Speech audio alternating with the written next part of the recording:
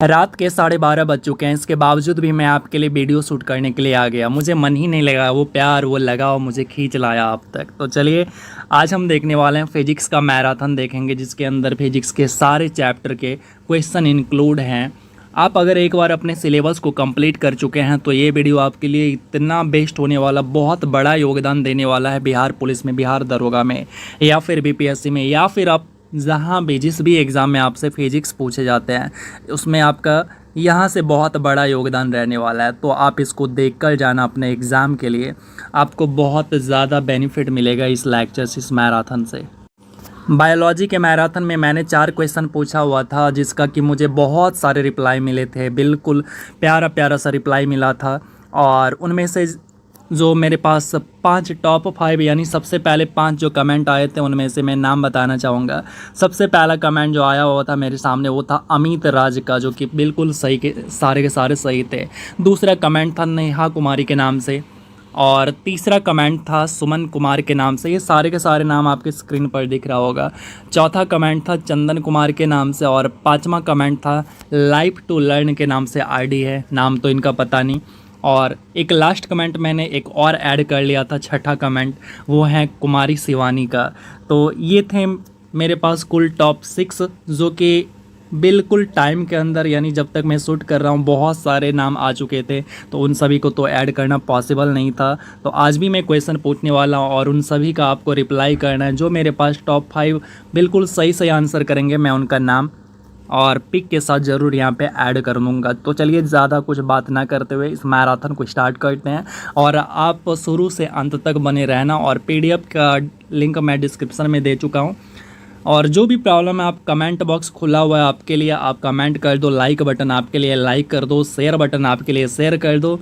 मैं अपनी तरफ से कर रहा हूँ, आप भी अपनी तरफ से पूरा का पूरा सपोर्ट कर दो। एक बात मैं आपको फिर से बता दूं कि मेरा 24 को मद्य निषेध सिपाही का दौड़ है, तो जिसके कारण मैं वीडियो आपके पास जो है थोड़ा सा डिले लेकर आता हूं, तो इसके लिए मैं माफ़ी चाहूँगा। और 24 के बाद यानी 25 के बाद से समझिए, तो 25 अगस्त के बाद से मैं आपके पास जितने भी मैराथन बच गए हैं वो सारे के सारे आपको कंप्लीट करा दूँगा। सो चलिए हम बिना देरी किए हुए स्टार्ट करते हैं सारे क्वेश्चन। किसने विद्युत चुंबकत्व और प्रकाश के संयोजन द्वारा यह प्रदर्शित किया कि प्रकाश एक चुंबकीय तरंग है? तो प्रकाश को तरंग के बारे में किसने बताया था? तो ये मैक्सवेल ने बताया था। तो ऑप्शन नंबर सी हमारा यहाँ पे राइट आंसर हो जाएगा। अब बहुत के मन में आ रहा होगा कि यहाँ पे यंग होना चाहिए राइट आंसर, बट यंग तो ऑप्शन में भी नहीं है ना, तो इसलिए हमें यहाँ पे जेम्स मैक्सवेल लगाना पड़ेगा। चालक का प्रतिरोध किससे बढ़ जाता है? तो चालक का प्रतिरोध जो होता है, ये जो है लंबाई में वृद्धि करने से, तापमान में वृद्धि करने से, अनुप्रस्थ काट के क्षेत्रफल में कमी करने से, इन सभी कारणों से क्या होता है कि चालक का प्रतिरोध बढ़ जाता है। यानी ऑप्शन नंबर डी हमारे यहाँ पे राइट आंसर हो जाएगा।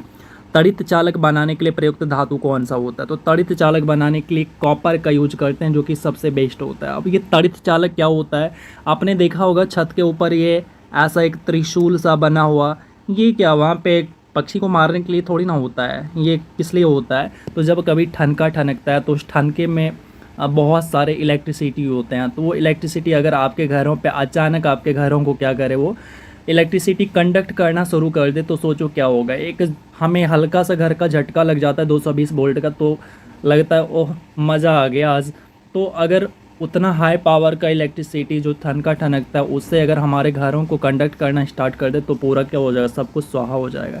उन चीज़ों से बचाने के लिए क्या करते हैं, कॉपर का ये रॉड बना के छत पे लगा देते हैं और इससे वायर कनेक्ट करके धरती में इसको जोड़ देते हैं, कनेक्ट कर देते हैं, जिससे क्या होता है जितना भी एक्स्ट्रा अमाउंट में इलेक्ट्रिसिटी आता है वो अर्थ में चला जाता है। तो इसके लिए इसको यूज़ करते हैं। चलिए आगे देखते हैं। स्टेपलाइजर निम्न में से किस सिद्धांत पे कार्य करता है? तो स्टेपलाइजर जो होता है ये ट्रांसफार्मर पे काम करता है। तो ऑप्शन नंबर बी हमारे यहाँ पे राइट आंसर हो जाएगा। कैथोड किरण होती है, तो कैथोड किरण जो होती हैं इसमें इलेक्ट्रॉन की स्ट्रीम होती है। ठीक है, अगला क्वेश्चन देखते हैं। किसी अर्धचालक को गर्म करने से उसके प्रतिरोध को क्या प्रभाव पड़ता है? तो उसके प्रतिरोध को क्या होता है कि प्रतिरोध घटने लगता है। आपने देखा होगा कि जो गर्मी के दिनों में, ऐसे आप समझो मैं आपको समझाता हूँ। गर्मी के दिनों में आप कैसे सोते हो बेड पर, बिल्कुल खुला खुला सा, पैर इधर फेंका हुआ है, यानी पैर आपका पूरब फेंका हुआ, पश्चिम में आपका दूसरा पैर फेंका हुआ है। इस तरह से सोते हो आप रात को। और वही याद करो, यानी टेम्परेचर ज़्यादा था, गर्मी में टेम्परेचर ज़्यादा था, बढ़ गया था, इसके कारण आप जो है बिल्कुल फैल सा गए थे। वही अब याद करो आप क्या होते हो ठंड के समय में, कैसा होते हो आप, बिल्कुल दुबक के एक छोटा सा जगह ले लेते हो। यानी टेम्परेचर जब कम होता है तो आप क्या होते हो, चिपक जाते हो, बिल्कुल सट जाते हो। ठीक है, तो आप इस तरह से क्या कहते हो, कंडक्टर को ले सकते हो, अर्धचालक को ले सकते हो। अर्धचालक के साथ यही होता है। गर्मी के दिनों में क्या होता है, अर्धचालक जो होते हैं वो फैल सा जाता है, और ठंडी के दिनों में वो सिकुड़ सा जाता है। तो प्रतिरोध भी वही होता है, अर्धचालक का प्रतिरोध के साथ भी ऐसा ही केस होता है। ठीक है, अर्धचालक जैसे जर्मेनियम ले लेता हूँ, सिलिकॉन ले लेता हूँ, गर्मी के दिनों में ये नॉन कंडक्टर बन जाते हैं। यानी इससे आप अगर गर्मी के दिनों में इलेक्ट्रिसिटी पास करेंगे तो वो सही तरीके से नहीं होगा, जबकि ठंडी के दिनों में वो कंडक्टर की तरह काम करने लगता है। ठीक है, चलिए आगे देखते हैं। निम्नलिखित में से कौन सा एक आवेश रहित कण है? तो आवेश रहित, जिसमें आवेश नहीं होता है, तो वो कौन सा कण है? तो वो है न्यूट्रॉन, यानी इस पर कोई चार्ज नहीं होता है। ठीक है, चलिए आगे देखते हैं। स्विच के बाहरी आवरण को बनाने में किस बहुलक का उपयोग किया जाता है? तो स्विच का जो बाहरी आवरण बनाया जाता है ये बैकेलाइट का बनाया जाता है। तो ऑप्शन नंबर बी हमारा यहाँ पे राइट आंसर हो जाएगा। पृथ्वी पर पलायन वेग, तो यहाँ पे एक रिलेशन दे रखा है। तो पृथ्वी पर जो पलायन वेग होता है ना, तो ऊंचाई पर निर्भर करता है जहाँ से वस्तु को प्रक्षेपित किया जाता है, यानी छोड़ा जाता है। तो ये ऑप्शन नंबर डी हमारे यहाँ पे राइट आंसर हो जाएगा। ठीक है, पलायन वेग मतलब एस्केप वेलोसिटी कह रहा है। तो अच्छा, एक आपको यहाँ पे कमेंट बॉक्स में एक मैं यहाँ पे क्वेश्चन लिख रहा हूँ, आंसर करना है कि पृथ्वी का पलायन वेग है कितना, यानी पृथ्वी का एस्केप वेलोसिटी आपको बताना है। ठीक है, यहाँ पे पहला क्वेश्चन आपसे मैं पूछ चुका हूँ, पृथ्वी का एस्केप वेलोसिटी कितना है, पलायन वेग कितना है, ये पहला क्वेश्चन हो गया। चलिए आगे देखते हैं। सूर्य की किरणें किस प्रक्रिया द्वारा पृथ्वी पर पहुंचती है? तो सूर्य की किरणें जो हैं पृथ्वी पर वो विकिरण की प्रक्रिया से पहुंचती है। तो ऑप्शन नंबर ए हमारा यहाँ पे राइट आंसर हो जाएगा। अच्छा, चालन में क्या होता है? जब आप याद करो किसी रॉड को गर्म कर दो। सर ऐसा तो कभी मैंने किया ही नहीं। अरे सही बात है, आपने नहीं किया है, लेकिन आपने किया भी है तो आपको पता नहीं है। सस्पेन कभी चढ़ाए हो? बिल्कुल चढ़ा है। तो सस्पेन क्या होता है? कंडक्टर होता है। सस्पेन का आप एक सिरा गर्म करते हो और दूसरे सिरे को आप इधर क्या करते हो, कपड़ा लगा के पकड़ते हो। कभी देखना, कपड़ा हटा के पकड़ के देखना, मज़ा आ जाएगा। क्यों ऐसा क्यों हो रहा था? यहाँ गर्म लगता है, ऐसा क्यों हो रहा था? क्योंकि ये कंडक्टर होता है। क्या होता है? ये कंडक्टर होता है। कंडक्टर के अंदर क्या होता है कि जब एक सिरा को गर्म करते हैं तो वहाँ से क्या होता है, हीट यहाँ से प्रॉपर तरीके से पूरे बॉडी में फैल जाता है। तो इस विधि से जो हीट फैलता है इसको चालन कहते हैं। क्या कहते हैं इसको? चालन कहते हैं। ठीक है, तो ये चालन हो गया जो कि कंडक्टर में यानी ठोस पदार्थ में देखने को मिलता है। जब ठोस पदार्थ को गर्म करते हैं तो वहाँ पे हमें चालन देखने को मिलता है। इसको इंग्लिश में कहते हैं कंडक्शन। अब बात करते हैं कन्वेक्शन का। ये क्या होता है? आप सस्पेन के अंदर क्या कर रहे हो? पानी गर्म कर रहे हो, चाय बना रहे हो। ठीक है, तो जो पानी जब गर्म कर रहे हो ना, तो पानी जिस विधि से गर्म हो रहा है तो आप देखना एक छोटा सा बुलबुला नीचे से उठ के ऊपर आएगा। यानी जो नीचे गर्म हो गया, गर्म होने पे वो क्या करता है? ऊपर आ जाता है। यानी नीचे से ऊपर भागना चाहता है, वो बुलबुला नीचे से ऊपर भागना चाहता है तो ऊपर आता है। तो अब अपना जगह छोड़ के ऊपर आ जाता है और उसके जगह ठंडा वाला पानी भर जाता है। और ये प्रोसेस तब तक चलते रहता है जब तक कि सारा का सारा पानी गर्म नहीं हो जाता। तो ये वाला जो विधि होता है पानी गर्म होने का, इसको कहते हैं संवहन। ठीक है, तो चलिए आगे चलते हैं। अब मैं रात काफ़ी है तो इतना ज़्यादा एक्सप्लेन तो करूँगा नहीं, डायरेक्ट आंसर करते जाऊँगा। बाकी आप लोग कोऑपरेट करना, आप लोग सपोर्ट करना। कोई परेशानी होगा तो हमें कमेंट बॉक्स में कमेंट ज़रूर करना। कमेंट बॉक्स आपके लिए, सपोर्ट ज़रूर करना, शेयर ज़रूर करना। एक बात मैं आपको और बता दूं कि अगर आप में से किसी को पर्सनली मेरे से बात करना हो तो या तो वो टेलीग्राम पे चले जाइए या तो वो इंस्टाग्राम पे आ जाइए। तो टेलीग्राम में आपको क्या करना है, आपको लिखना है @CHANDAN, उसके बाद कुमार के बड़ा। ठीक है, उसके बाद आपको लिखना है जहा। एक मिनट लिख दूँ मैं, कुमार कक्के बड़ा और उसके बाद झा का जे बड़ा, ये लिख के आपको सर्च करना है, ठीक है। चलिए, और वहाँ पे आप मैसेज कर सकते हैं मुझे पर्सनली। हवा में घूमती हुई क्रिकेट गेंद के स्विंग को किस आधार पर समझाया जा सकता है? तो इसको किस आधार पे समझाया जा सकता है? तो इसको समझाया जा सकता है हवा के कारण अशांति। तो ऑप्शन नंबर से यहाँ पे राइट हो जाएगा। एक बम आराम से बड़ी संख्या में छोटे टुकड़ों में फट जाता है, सभी अंशों का कुल संवेग क्या होगा? तो सभी अंश का जो कुल संवेग होगा वो क्या होगा? 0 हो जाएगा। तो ऑप्शन नंबर ए। वेग समय ग्राफ का ढाल निरूपित करता है। तो क्या निरूपित करता है? वेग समय का जो ग्राफ होता है ये जो है आपका त्वरण निरूपित करता है। क्या करता है? त्वरण को बताता है, यानी एक्सेलरेशन को बताता है। अगला क्वेश्चन है, साइकिल के पहिए में प्रयुक्त होने वाले स्पोक्स इसकी वृद्धि करते हैं। तो ये जो स्पोक्स होते हैं ये निष्क्रियता के पल का क्या करता है? वृद्धि करता है, ठीक है। चलिए आगे देखते हैं, आवेग किसके बराबर होता है? इंग्लिश में इसको कहते हैं इम्पल्स।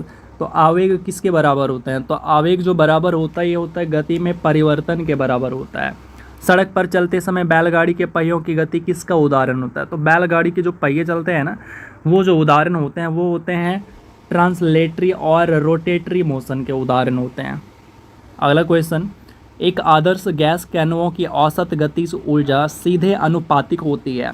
तो किसके अनुपातिक होती है भाई? ये होता है गैस का पूर्ण तापमान के अनुपातिक होती है। जब कार की गति दोगुनी कर दी जाती है तो कार का ब्रेकिंग बल उसे उतनी ही दूरी में रोकने के लिए क्या होगा? तो यहाँ पे आपको कैलकुलेशन करना पड़ेगा थोड़ा सा, और फिर मैं डायरेक्ट आंसर की बात करता हूँ। तो यहाँ पे जो हमारा राइट आंसर हो जाएगा वो हो जाएगा 2 बार हो जाएगा, यानी 2 हो जाएगा, ठीक है। आगे देखते हैं, यदि कोई वस्तु वृत्तीय पथ पर एक समान गति से चलती है तो उसकी गति को एक समान वृत्तीय गति कहते हैं। तो यहाँ पे जो हमारा राइट आंसर होना है वो हो जाएगा रफ्तार, ठीक है। क्या कहते हैं? रफ्तार कहते हैं, उसकी गति को रफ्तार कहते हैं। अगला क्वेश्चन है, चंद्रमा पर ले जाने पर एक पेंडुलम की समय अवधि क्या होगी? तो चंद्रमा पर ले जाने पर एक पेंडुलम की जो समय अवधि होगी वो बढ़ जाएगी। क्या हो जाएगी? वो बढ़ जाएगी, समय अवधि बढ़ जाएगी। अगला क्वेश्चन है, कक्षा में अंतरिक्ष यान में भारहीनता की अनुभूति का कारण क्या होता है? तो भार यानी अंतरिक्ष यान में भारहीनता होने का क्या कारण होता है? तो वो होता है बाहर गुरुत्वाकर्षण का अभाव होता है, यानी वहाँ पे गुरुत्वाकर्षण फोर्स होता ही नहीं होता है, ठीक है। हमारे यहाँ जो हमारा वेट होता है, यानी हमारा जो भार होता है, जैसे मान लीजिए हमारा भार 60 न्यूटन का है, यानी 60 न्यूटन का भार है हमारा। तो ये पृथ्वी के गुरुत्वाकर्षण पे डिपेंड करता है। अब मैं आपको अगर ऐसा पूछूं कि ये पृथ्वी और बृहस्पति ग्रह में दोनों में से आपका भार सबसे ज़्यादा कहाँ पे होगा? तो आप ऑब्वियसली कहेंगे कि बृहस्पति ग्रह पे आपका भार सबसे ज़्यादा होगा। ऐसा क्यों होगा? क्योंकि बृहस्पति ग्रह का गुरुत्वाकर्षण पृथ्वी के गुरुत्वाकर्षण से बहुत ज़्यादा है, ठीक है। चलिए 22 नंबर, गुरुत्वाकर्षण के नियम को किसने दिया या किसने परिभाषित किया? तो ये किया था न्यूटन ने। किसने? न्यूटन ने। न्यूटन कौन? टनाटन का भाई न्यूटन, ठीक है। अब सच मत मान लेना इसको। किसी ग्रह पर गुरुत्वाकर्षण के कारण त्वरण घटता है। तो किसी ग्रह पर गुरुत्वाकर्षण के कारण त्वरण घटता है, तो यहाँ पे जो हमारा आंसर हो जाएगा वो हो जाएगा ऑप्शन नंबर डी। तो ऑप्शन नंबर डी क्या है? तो चलिए उसको भी तो ग्रह की सतह से ऊंचाई में वृद्धि करने पर क्या होता है? गुरुत्वाकर्षण घट जाता है। इसके बाद है, न्यूटन के गुरुत्वाकर्षण के नियम के अनुसार दो पिंडों के बीच का बल। तो दो पिंडों के बीच का बल क्या होता है? उनके द्रव्यमान के उत्पाद के सीधे अनुपातिक होते हैं। तो ऑप्शन नंबर ए यहाँ पे राइट हो जाएगा। पृथ्वी पर वायुमंडलीय वायु की उपस्थिति का कारण है। तो क्या कारण होता है? तो वो कारण होता है गुरुत्वाकर्षण। अगला क्वेश्चन है, एक लिफ्ट में आदमी का आभासी वजन तब वास्तविक वजन से कम होता है जब लिफ्ट क्या होता है? तो जब वो ऐसा केस तभी आएगा जब क्या होगा कि लिफ्ट त्वरण के साथ नीचे जा रहा हो। तो इस केस में क्या होता है? आदमी का जो आभासी वजन होता है वो वास्तविक वजन से कम हो जाता है। अंतरिक्ष में लॉन्च किए जाने वाले रॉकेट का न्यूनतम एस्केप वेलोसिटी क्या है? तो देखिए एस्केप वेलोसिटी पूछा है मैंने थोड़ी देर पहले, आपको क्वेश्चन भी पूछा था। तो यहाँ पे जो हमारा पृथ्वी का एस्केप वेलोसिटी होता है वो होता है 11 किलोमीटर पर सेकेंड। एग्जैक्टली अगर मैं बात करूँ तो ये होता है 11.2 किलोमीटर पर सेकेंड, यानी 1 सेकेंड के अंदर 11.2 किलोमीटर ये कवर कर जाएगा। तो अगर इस स्पीड से आप किसी भी ऑब्जेक्ट को फेंकते हैं, चाहे आप मुझे ही फेंक लो, तो फिर इस स्पीड से अगर आप फेंकते हैं तो मैं कहाँ चला जाऊँगा? अंतरिक्ष में चला जाऊँगा। ठीक है, चलिए अगला क्वेश्चन देखते हैं। क्वेश्चन नंबर 28, गोलाकार दर्पण की वक्रता केंद्र क्या होता है? तो वक्रता केंद्र की अगर मैं बात करूँ तो ये क्या होता है? उस खोखले गोले का केंद्र होता है जिसका गोलाकार दर्पण एक भाग होता है। ठीक है, तो ये हो जाएगा आपका right answer, option number B. तो यहाँ पे सही मिलान करना है। तो वाट किस में मैच करेगा? तो यहाँ पे अगर मैं राइट आंसर की बात करूँ तो ये वाट जो है आपका वाट को क्या लिख सकते हैं, यानी ये पावर का यूनिट होता है वाट। तो P बराबर, यानी पावर बराबर लिखते हैं W/T। W को क्या लिखते हैं? जूल लिखते हैं ना, या फिर इसी को न्यूटन मीटर, ठीक है, और अपॉन सेकेंड। तो यहाँ देखिए ऑप्शन नंबर ए में न्यूटन मीटर अपॉन सेकेंड, तो एक का ए हो जाएगा। तो ऐसा अगर आप देखें तो ऑप्शन नंबर ए में है, और बाकी किलोवाट दे रखा है, तो किलोवाट 2 का सी से मैच करेगा। 1 किलोवाट बराबर 1000 वाट, तो बिल्कुल सही है। और 1 हॉर्स पावर बराबर कितना होता है? 746 वाट। तो इस प्रकार से हमारा जो राइट आंसर है वो है ऑप्शन नंबर ए। अगला क्वेश्चन देखते हैं। एक गोलीय दर्पण के परावर्तित पृष्ठ के मध्य एक बिंदु होता है जिसे क्या कहते हैं? तो उस बिंदु को जो है पोल कहते हैं, या फिर उस बिंदु को क्या कहते हैं? ध्रुव कहते हैं। तो ऑप्शन नंबर ए हमारा यहाँ पे राइट आंसर हो जाएगा। पृथ्वी की सतह पर गुरुत्वाकर्षण के कारण त्वरण का मान कितना होता है? तो त्वरण का मान जो होता है वो 9.8 मीटर पर सेकेंड होता है। ठीक है, मीटर पर सेकेंड स्क्वायर होता है। आकाश का क्वांटम सिद्धांत किसके द्वारा प्रदान किया गया था? आकाश नहीं, माफ़ करिएगा, प्रकाश है। तो प्रकाश का क्वांटम सिद्धांत किसके द्वारा प्रदान किया गया था? तो ये जो क्वांटम सिद्धांत दिया गया था ये प्लैंक के द्वारा दिया गया था। बर्फ़ पानी पर तैरती है क्योंकि इसका घनत्व, तो बर्फ़ का जो घनत्व होता है ना, वो क्या होता है कि पानी के घनत्व से कम होता है, इसके कारण ये पानी के ऊपर तैरती है। तो ऑप्शन नंबर डी हमारे यहाँ पे राइट हो जाएगा। निम्न में से किसमें निम्न प्रतिरोधकता होती है? तो निम्न प्रतिरोधकता ये नाइक्रोम के अंदर होती है। तो ऑप्शन नंबर डी राइट हो जाएगा। पानी से भरे एक गिलास में रखा गया नींबू ग्लास की बगल में देखने पर इसके वास्तविक आकार से बड़ा प्रतीत होता है। तो इसका क्या कारण होता है? ये जो कारण होता है ना, प्रकाश का अपवर्तन होता है। तो ऑप्शन नंबर डी यहाँ पे राइट हो जाएगा।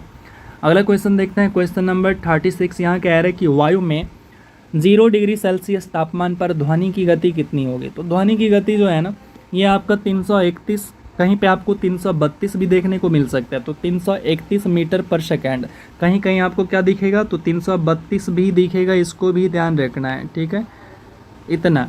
चलिए आगे देखिए। यदि एक वस्तु की गतिज ऊर्जा इसके प्रारंभिक मान का 256 गुना हो जाती है तो नया रेखीय संवेग क्या होगा? तो नया रेखीय संवेग जो होगा ये आपका इसके मान का 16 गुना हो जाएगा। तो ऑप्शन नंबर ए राइट हो जाएगा। ओडोमीटर एक ऐसा उपकरण है जिसका उपयोग गाड़ियों में, अब आपको बताना है कि ओडोमीटर का उपयोग क्यों करते हैं। तो ओडोमीटर का जो उपयोग करते हैं ना, वो करते हैं दूरी को मापने के लिए। आप जिस बाइक को चलाते हैं उस बाइक के अंदर ओडोमीटर लगा होता है, एक और लगा होता है, वो क्या होता है? स्पीडोमीटर लगा होता है। ठीक है, तो 2 मीटर लगाता है। स्पीडोमीटर क्या होता है? जो आपका वो फ्लक्चुएट करता है ना, एक सुई फ्लक्चुएट करता है जो कि स्पीड को बताता है, कभी 50, कभी 40, कभी 20, कभी 80 पे। तो वो स्पीडोमीटर है जो कि स्पीड को बता रहा होता है, और कितना किलोमीटर आप चले वो जो दिखा रहे वो आपका ओडोमीटर है। चलिए आगे देखते हैं। निम्न में से किस राशि का मान स्थान बदलने पर परिवर्तित नहीं होता है? तो देखिए यहाँ पे अगर मैं आंसर की बात करूँ, ये होता है द्रव्यमान। द्रव्यमान कभी नहीं बदलता है, जबकि वज़न जो होता है, जिसको भार कहते हैं, ये बदलते रहता है। द्रव्यमान, आप यहाँ से चले जाइए चांद पे, जहाँ पे अभी चंद्रयान 3 गया है, आप वहाँ चले जाइए तो आपका वहाँ भी द्रव्यमान जो है सेम रहेगा। जैसे आप यहाँ 2 kg का है तो चंद्रमा पे भी जाएंगे तो 2 kg का ही रहेंगे। आपका द्रव्यमान कभी नहीं बदलेगा, कहीं नहीं बदलेगा पूरे ब्रह्मांड के अंदर। पानी के द्वारा ऊपर की तरफ लगाया गया बल क्या कहलाता है? तो ये बल जो होता है उत्प्लावक बल कहलाता है। तो सी हो गया राइट आंसर। मानव मस्तिष्क में ध्वनि की अनुगुंज कितनी देर तक कायम रहती है? तो ये जो है ना 1/10 होता है, यानी 1/10 सेकेंड तक हमारे कानों पर इसका प्रभाव पड़ता है। तो 1/10 को डिवाइड कर लीजिए तो ऑप्शन नंबर आपको कहाँ दिख रहा है? तो ऑप्शन नंबर सी दिख रहा है। ठीक है। अवतल दर्पण में जब वस्तु को अनंत पर रखा जाता है तो प्रतिबिंब कहाँ बनेगी या छवि कहाँ बनेगी? तो ये जो छवि बनती है ना, ये आपका फोकस पर वास्तविक उल्टा बनता है और अत्यधिक संकुचित यानी बहुत छोटा बनता है। अत्यधिक प्रतिरोध वाले चालक को क्या कहा जाता है? तो उसको जो है प्रतिरोधक कहते हैं। तो ऑप्शन नंबर सी यहाँ पे राइट हो जाएगा। अगर किसी चालक का प्रतिरोध आधा कर दिया जाए तो इसका ऊष्मीय प्रभाव क्या हो जाएगा? तो इसका ऊष्मीय प्रभाव जो है वो आधा हो जाएगा। तो ऑप्शन नंबर बी। किसी गोलाकार दर्पण की परावर्तक सतह के व्यास को क्या कहा जाता है? तो उसके व्यास को जो है वो छेद कहते हैं। ठीक है, आगे देखें। अवतल दर्पण का उपयोग नहीं होता है। कहाँ नहीं होता है अवतल दर्पण का उपयोग? तो अवतल दर्पण का जो उपयोग है यहाँ पे रियर व्यू दर्पण के लिए नहीं करते, यहाँ पे उत्तल का करते हैं, यानी पीछे वो क्या है साइड मिरर के रूप में किसका उपयोग करते हैं? उत्तल का करते हैं। ठीक है, अवतल का नहीं करते हैं। तो ऑप्शन नंबर से यहाँ पे राइट हो जाएगा। अगला है, दिए गए वेग किसी ध्वनि तरंग की आवृत्ति बढ़ाई जाए तो इसके तरंग दैर्घ्य पर क्या प्रभाव पड़ता है? तो इसका जो तरंग दैर्घ्य होता है ना वो जो है कमी आ जाएगी, इसके तरंग दैर्घ्य में कमी आ जाती है। तरंग दैर्घ्य मतलब एक तरह से समझ लीजिए इसका स्पीड की बात कर रहे हैं। यदि एक वस्तु का संवेग 3 गुना कर दिया जाए तो इसकी गतिज ऊर्जा क्या होगी? तो इसका जो गतिज ऊर्जा है ना ये 3 गुना करने पे अपने मूल मान का 9 गुना हो जाएगा। ठीक है, एक फार्मूला आपको पता होगा, यहाँ पे क्या होता है गतिज ऊर्जा बराबर p²/2m। ठीक है, p²/2m। p क्या है? तो p आपका जो है संवेग है जिसको मोमेंटम बोलते हैं, m मास हो गया और के ई जो है ये आपका काइनेटिक एनर्जी यानी गतिज ऊर्जा हो गया। चलिए आगे देखते हैं। ब्राउनियन गति की खोज किसने की थी? सवाल जो है पूछा हुआ है बिहार पुलिस के अंदर। तो ब्राउनियन गति का खोज किया हुआ था किसने? तो ये रॉबर्ट ब्राउन ने। तो ब्राउनियन यानी ब्राउन मैच कर गया। बल के समीकरण में एफ किसके बराबर होता है? एफ बराबर आप पढ़े होंगे, एफ बराबर एम ए। ठीक है, तो देखिए ऑप्शन नंबर सी यहाँ पे राइट हो जाएगा। ठीक है, तो 50 का सी हो गया। 51, ध्वनि किस माध्यम से नहीं गुजर सकती है? तो ध्वनि जो है निर्वात से नहीं गुजर सकती। अच्छा, निर्वात क्या होता है? तो निर्वात एक ऐसा जगह होता है जहाँ पे हवा मौजूद नहीं होती है। तो क्या अंतरिक्ष निर्वात है? हाँ बिल्कुल। उद्योगों में प्रयुक्त शक्ति की इकाई क्या होती है? तो उद्योग में जो शक्ति का यूज होता है वो क्या होता है? तो वो होता है आपका हॉर्स पावर। आप सुने भी होंगे, आप बोलते भी होंगे कि कितने एचपी का जनरेटर है, बोलते हैं या नहीं बोलते हैं? तो एचपी वर्ड जो यूज करते हैं ना उसी का मतलब होता है H for horse, P for power. ठीक है, हॉर्स पावर। चलिए आगे, काम करने की क्षमता को क्या कहते हैं? तो काम करने की क्षमता को ऊर्जा कहते हैं। ठीक है, चलिए आगे देखते हैं। निम्नलिखित उपकरणों में से कौन सा चालक में विभवांतर बनाए रखने में मदद करता है? तो कौन बनाए रखने में मदद करता है? तो ये होता है सेल या बैटरी। अच्छा, सेल और बैटरी अलग अलग चीज़ें होता है। आप देखिए ये जो आप देख रहे हैं ना ये सेल है। ठीक है, और आप एक और चीज़ देखिए,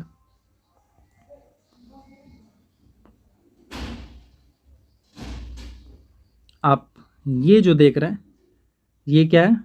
ये बैटरी है। ठीक है, ये बैटरी है जबकि ये वाला सेल है। ठीक है, अच्छा अंतर क्या है?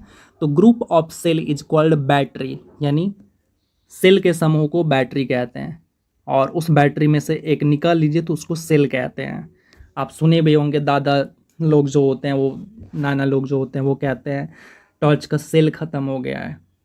ठीक है, तो आप उस टाइम समझ नहीं पाते हैं, सेल और बैटरी दोनों एक ही चीज़ समझते हैं, लेकिन ऐसा नहीं है, दोनों अलग अलग होता है। चलिए अगला क्वेश्चन देखते हैं। अगला क्वेश्चन है, स्पष्ट गूंज सुनने के लिए मूल ध्वनि और प्रतिध्वनि के बीच के समय अंतराल कम से कम कितना होना चाहिए? तो कम से कम जो है 1/10 सेकेंड होना चाहिए। उसी को डिवाइड करेंगे तो 0.1 सेकेंड होना चाहिए। यांत्रिक ऊर्जा किनका योग होता है? तो यांत्रिक ऊर्जा, ठीक है, तो यांत्रिक ऊर्जा यानी मैकेनिकल एनर्जी ME बराबर क्या होता है? KE यानी काइनेटिक एनर्जी प्लस PE मतलब पोटेंशियल एनर्जी। इन दोनों का योग होता है। तो आप देख लीजिए कहाँ पे ऑप्शन, तो ऑप्शन नंबर यहाँ पे जो हमारा राइट हो जाएगा ऑप्शन नंबर ए हो जाएगा राइट आंसर, यानी गतिज ऊर्जा प्लस स्थितिज ऊर्जा बराबर ही यांत्रिक ऊर्जा। ठीक है, आगे देखते हैं। यदि आप एक दर्पण में देखते हैं और पाते हैं कि छवि आपसे छोटा है तो दर्पण किस प्रकार का है? तो जो दर्पण है ना, वो हमारा दर्पण उत्तल है। कैसा दर्पण है? उत्तल दर्पण है। तो हमारा यहाँ पे राइट आंसर डी हो जाएगा। एक कंडक्टर का, यानी कंडक्टर जो कि जिसमें क्या होता है इलेक्ट्रिसिटी पास हो रहा है उसकी बात कर रहे हैं, तो एक कंडक्टर का प्रतिरोध किसके व्युत्क्रमानुपाती होता है? तो किसका होता है भाई? तो ये जो है ना अनुप्रस्थ भाग के क्षेत्रफल का होता है, व्युत्क्रमानुपाती होता है। ठीक है, अगला देखते हैं। अगला क्वेश्चन है, सेल्सियस से केल्विन पर तापमान को बदलने के लिए आपको निम्न में से क्या करना पड़ेगा? तो हमें जो है ना यहाँ पे दिए गए तापमान में 273 को जोड़ना पड़ेगा। क्या करना पड़ेगा? 273 को जोड़ना पड़ेगा, और ऐसा जैसे ही करेंगे तो वो क्या हो जाएगा, सेल्सियस से केल्विन में बदल जाएगा। ठीक है, और उसके बाद अगला क्वेश्चन है, एक फार्मूला मैं आपको यहाँ पे बता दूंगा कैसे कन्वर्ट करते हैं, कैसे आप फार्मूला को लिख सकते हैं। ठीक है, आपको कभी भी कोई प्रॉब्लम नहीं होने वाला है। जैसे चलिए मैं बता ही देता हूँ। देखिए यहाँ पे सेल्सियस का बात कर रहे हैं और केल्विन का बात कर रहे हैं। ठीक है, आपको सेल्सियस का सी लिख लेना है। ओके, और अब क्या करना है, माइनस करना है किसको? सेल्सियस में मिनिमम टेम्परेचर कितना होता है? तो आप कहोगे कि सर 0 डिग्री होता है। उसके बाद अपॉन मैक्सिमम टेम्परेचर कितना होता है जिस पे पानी उबलता है। मैं पानी की बात कर रहा हूँ, ये पानी के लिए ले रहा हूँ, तो पानी को ही मान के चल रहा हूँ। ठीक है, तो 100 डिग्री होता है सर। ठीक है, तो 100 डिग्री लिख लीजिए। अब माइनस मिनिमम, तो मिनिमम तो सर 0 होता है। ओके, बराबर किससे रिलेशन करना है सर? केल्विन से करना है, तो केल्विन का के लिखिए। लिख लिया सर। इसका मिनिमम टेम्परेचर केल्विन में कितना होता है? तो सर केल्विन में मिनिमम टेम्परेचर जो है वो होता है 273 डिग्री 273 डिग्री सेल्सियस। ठीक है, लिख लिया। ओके, अब क्या करना है, नीचे में मैक्सिमम टेम्परेचर सर वो 373 होता है, माइनस मिनिमम टेम्परेचर सर वो 273 होता है। अब इसको सोल्व कर लीजिए, इसको सोल्व कर लीजिए। अभी जो आप आंसर देख रहे थे ना, ये ऑप्शन नंबर भी, आपको ऑटोमेटिक ये चीज़ आपको आ जाएगा। ठीक है, किसी का भी फार्मूला लिखते हैं ऐसे ही लिखते हैं, चाहे फ़ारेनहाइट का भी लिखते हैं ना तो उसका भी हम ऐसे ही लिखते हैं। तो चलिए समझ गए होंगे। तो अब मैं ज़्यादा टाइम नहीं दूंगा, बस आंसर करते जाऊंगा, पता चलेगा, नहीं तो रात हो गया पूरा का पूरा ख़त्म और मैं वीडियो बनाते रह गया और आप इंतज़ार करते रह गए। तो चलिए हम स्टार्ट करते हैं थोड़ा फास्ट। ओके, तो अगला क्वेश्चन कह रहा है कि निम्नलिखित उल्लेखनीय गतिविधियों में से किस स्थितिज ऊर्जा को गतिज ऊर्जा में परिवर्तित किया गया? तो यहाँ पे अगर मैं आंसर की बात करूँ तो ये जो है आपका एक पेंडुलम का झूलना, वो क्या दिखाता है? ये दिखाता है आपको स्थितिज ऊर्जा को गतिज ऊर्जा में कन्वर्ट किया गया है। ठीक है, अगला क्वेश्चन है, जब एक नाविक आगे की दिशा में कूदता है तब नाव पीछे की तरफ हट जाती है। उदाहरण न्यूटन के कौन से नियम को दर्शाता है भाई? तो ये न्यूटन के जो है न्यूटन चर्चा का तीसरा नियम को दिखाता है। ठीक है, प्रकाश की गति अधिकतम निम्न में से किस माध्यम में होती है? तो प्रकाश की गति अधिकतम जो है ये निर्वात में होती है, जबकि साउंड जो होती है यानी ध्वनि जो होती है वो निर्वात में ट्रैवल नहीं करती हैं, जबकि प्रकाश की गति अधिकतम होती है। कन्फ्यूज मत होना कभी। ठीक है, चलिए आगे देखते हैं। अगला क्वेश्चन है, लगातार या एकाधिक डैश के कारण प्रतिध्वनियों को एक से अधिक बार सुना जा सकता है। तो किसके कारण सुना जा सकता है? तो ये जो है आपका परावर्तन के कारण सुना जा सकता है। ठीक है, उसके बाद स्रोत प्रतिरोध R प्रतिरोधक में एक करंट I बनाए रखता है, और यदि प्रतिरोधक में विभवांतर भी है तो समय t में व्यय की गई ऊर्जा द्वारा दर्शाई जाती है। तो यहाँ पे कौन सा फार्मूला के द्वारा दर्शाई जाती है? तो ये जो फार्मूला है आपका VIT के द्वारा दर्शाई जाती है। ठीक है, आगे देखते हैं अगला क्वेश्चन। अगला क्वेश्चन क्या है? तो अगला क्वेश्चन है, एक शुष्क सेल में ऊर्जा किस रूप में संग्रहित होती है? जो सेल होता है ना, जो बैटरी की बात कर रहे हैं, तो उसके अंदर ऊर्जा जो है रासायनिक रूप में संग्रहित होती है। रासायनिक रूप में क्यों होती है? क्योंकि उसके अंदर जो है केमिकल मिले होते हैं, सल्फ्यूरिक एसिड होते हैं, अमोनिया होते हैं, अमोनियम नाइट्रेट होते हैं, तो ये सारे के सारे जो हैं केमिकल होते हैं, यानी रसायन होते हैं, इसलिए उसमें रासायनिक ऊर्जा होते हैं। चलिए आगे देखते हैं, किसी एकल आवृत्ति की आवाज़ को क्या कहा जाता है? तो उस आवाज़ को जो है टोन कहते हैं। ठीक है, अगला क्वेश्चन देखते हैं, किसी स्थिर वस्तु के स्थिर रहने या गतिशील वस्तु के उसी गति से गतिशील रहने की प्रक्रिया को क्या कहते हैं या क्या कहलाती है? तो ऑप्शन देखते हैं। तो वस्तु के इस गुण को क्या कहते हैं? तो जड़त्व कहते हैं, यानी इनर्शिया बोलते हैं। तो ऑप्शन नंबर डी राइट हो जाएगा। प्रतिरोध की एसआई मात्रक क्या होते हैं? तो प्रतिरोध की एसआई मात्रक जो होती है, आपको पता है मुझे, तो ये जो है ओम होती हैं। ठीक है, उसके बाद सर्च लाइट का परावर्तक सतह किसका होता है? तो सर्च लाइट का परावर्तक सतह जो है अवतल दर्पण का होता है। संवेग को किसके गुणनफल के रूप में व्यक्त किया जाता है? यानी P बराबर क्या लिखते हैं? तो P बराबर आपको पता है क्या लिखते हैं? M भी लिखते हैं। M for mass, V for क्या होता है? तो V फॉर जो है वेग होता है, यानी वेलोसिटी होता है। तो ऑप्शन नंबर आपका सी जो है बिल्कुल राइट हो जाएगा। 70 का आपका सी हो जाएगा। निम्नलिखित में से कौन सी भौतिक राशि कार्य करने की दर कहलाती है? तो यहाँ पे अगर मैं बात करूँ तो ये हो जाता है शक्ति, यानी कार्य करने की दर को शक्ति कहते हैं, जबकि कार्य करने की क्षमता को क्या कहते हैं भाई? ऊर्जा कहते हैं। ठीक है, याद रखना। चलिए, 20 केजी भार की एक वस्तु को 2 मीटर की ऊंचाई तक उठाया जाता है, तो उस वस्तु पर गुरुत्वाकर्षण बल द्वारा किया गया कार्य कितना होगा? ठीक है, तो यहाँ पे अगर मैं डायरेक्ट आंसर की बात करूँ तो ये हो जाएगा 400 जूल। आपको क्या करना है? फार्मूला लगाना है। ठीक है, W बराबर कौन सा फार्मूला लगाना है? W बराबर लगाना है आपको। W बराबर होता क्या है? mgh। ठीक है, W बराबर आपको लिखना है mgh। मास दे रखा है, G आपको दे रखा है 10, H भी आपको दे रखा है, आपका आंसर आ जाएगा। अगला क्वेश्चन देखते हैं, संवेग की इकाई क्या होती है? तो संवेग की जो इकाई होती है वो होती है kg मीटर पर सेकेंड, यानी ऑप्शन नंबर भी हमारे यहाँ पे क्या हो जाएगा? बिल्कुल राइट आंसर हो जाएगा। ठीक है, अगला क्वेश्चन देखते हैं। अगला क्वेश्चन क्या कहता है? निम्नलिखित में से कौन सा उपकरण रासायनिक ऊर्जा को विद्युत ऊर्जा में कन्वर्ट करता है? तो ये कौन सा है? तो बिल्कुल इजी हो गया भाई। तो यहाँ पे जो हमारा राइट आंसर है वो कौन सा है?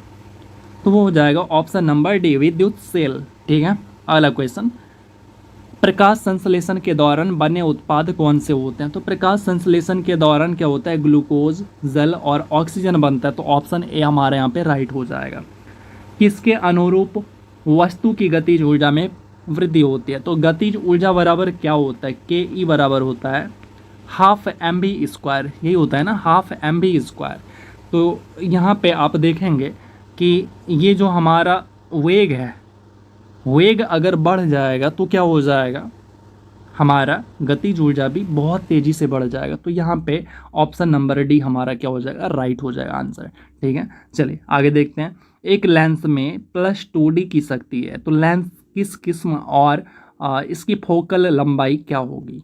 तो देखिए यहाँ पे अगर मैं आंसर की बात करूँ तो यहाँ पे हमारा जो आंसर होने वाला है वो होने वाला है ऑप्शन नंबर ए।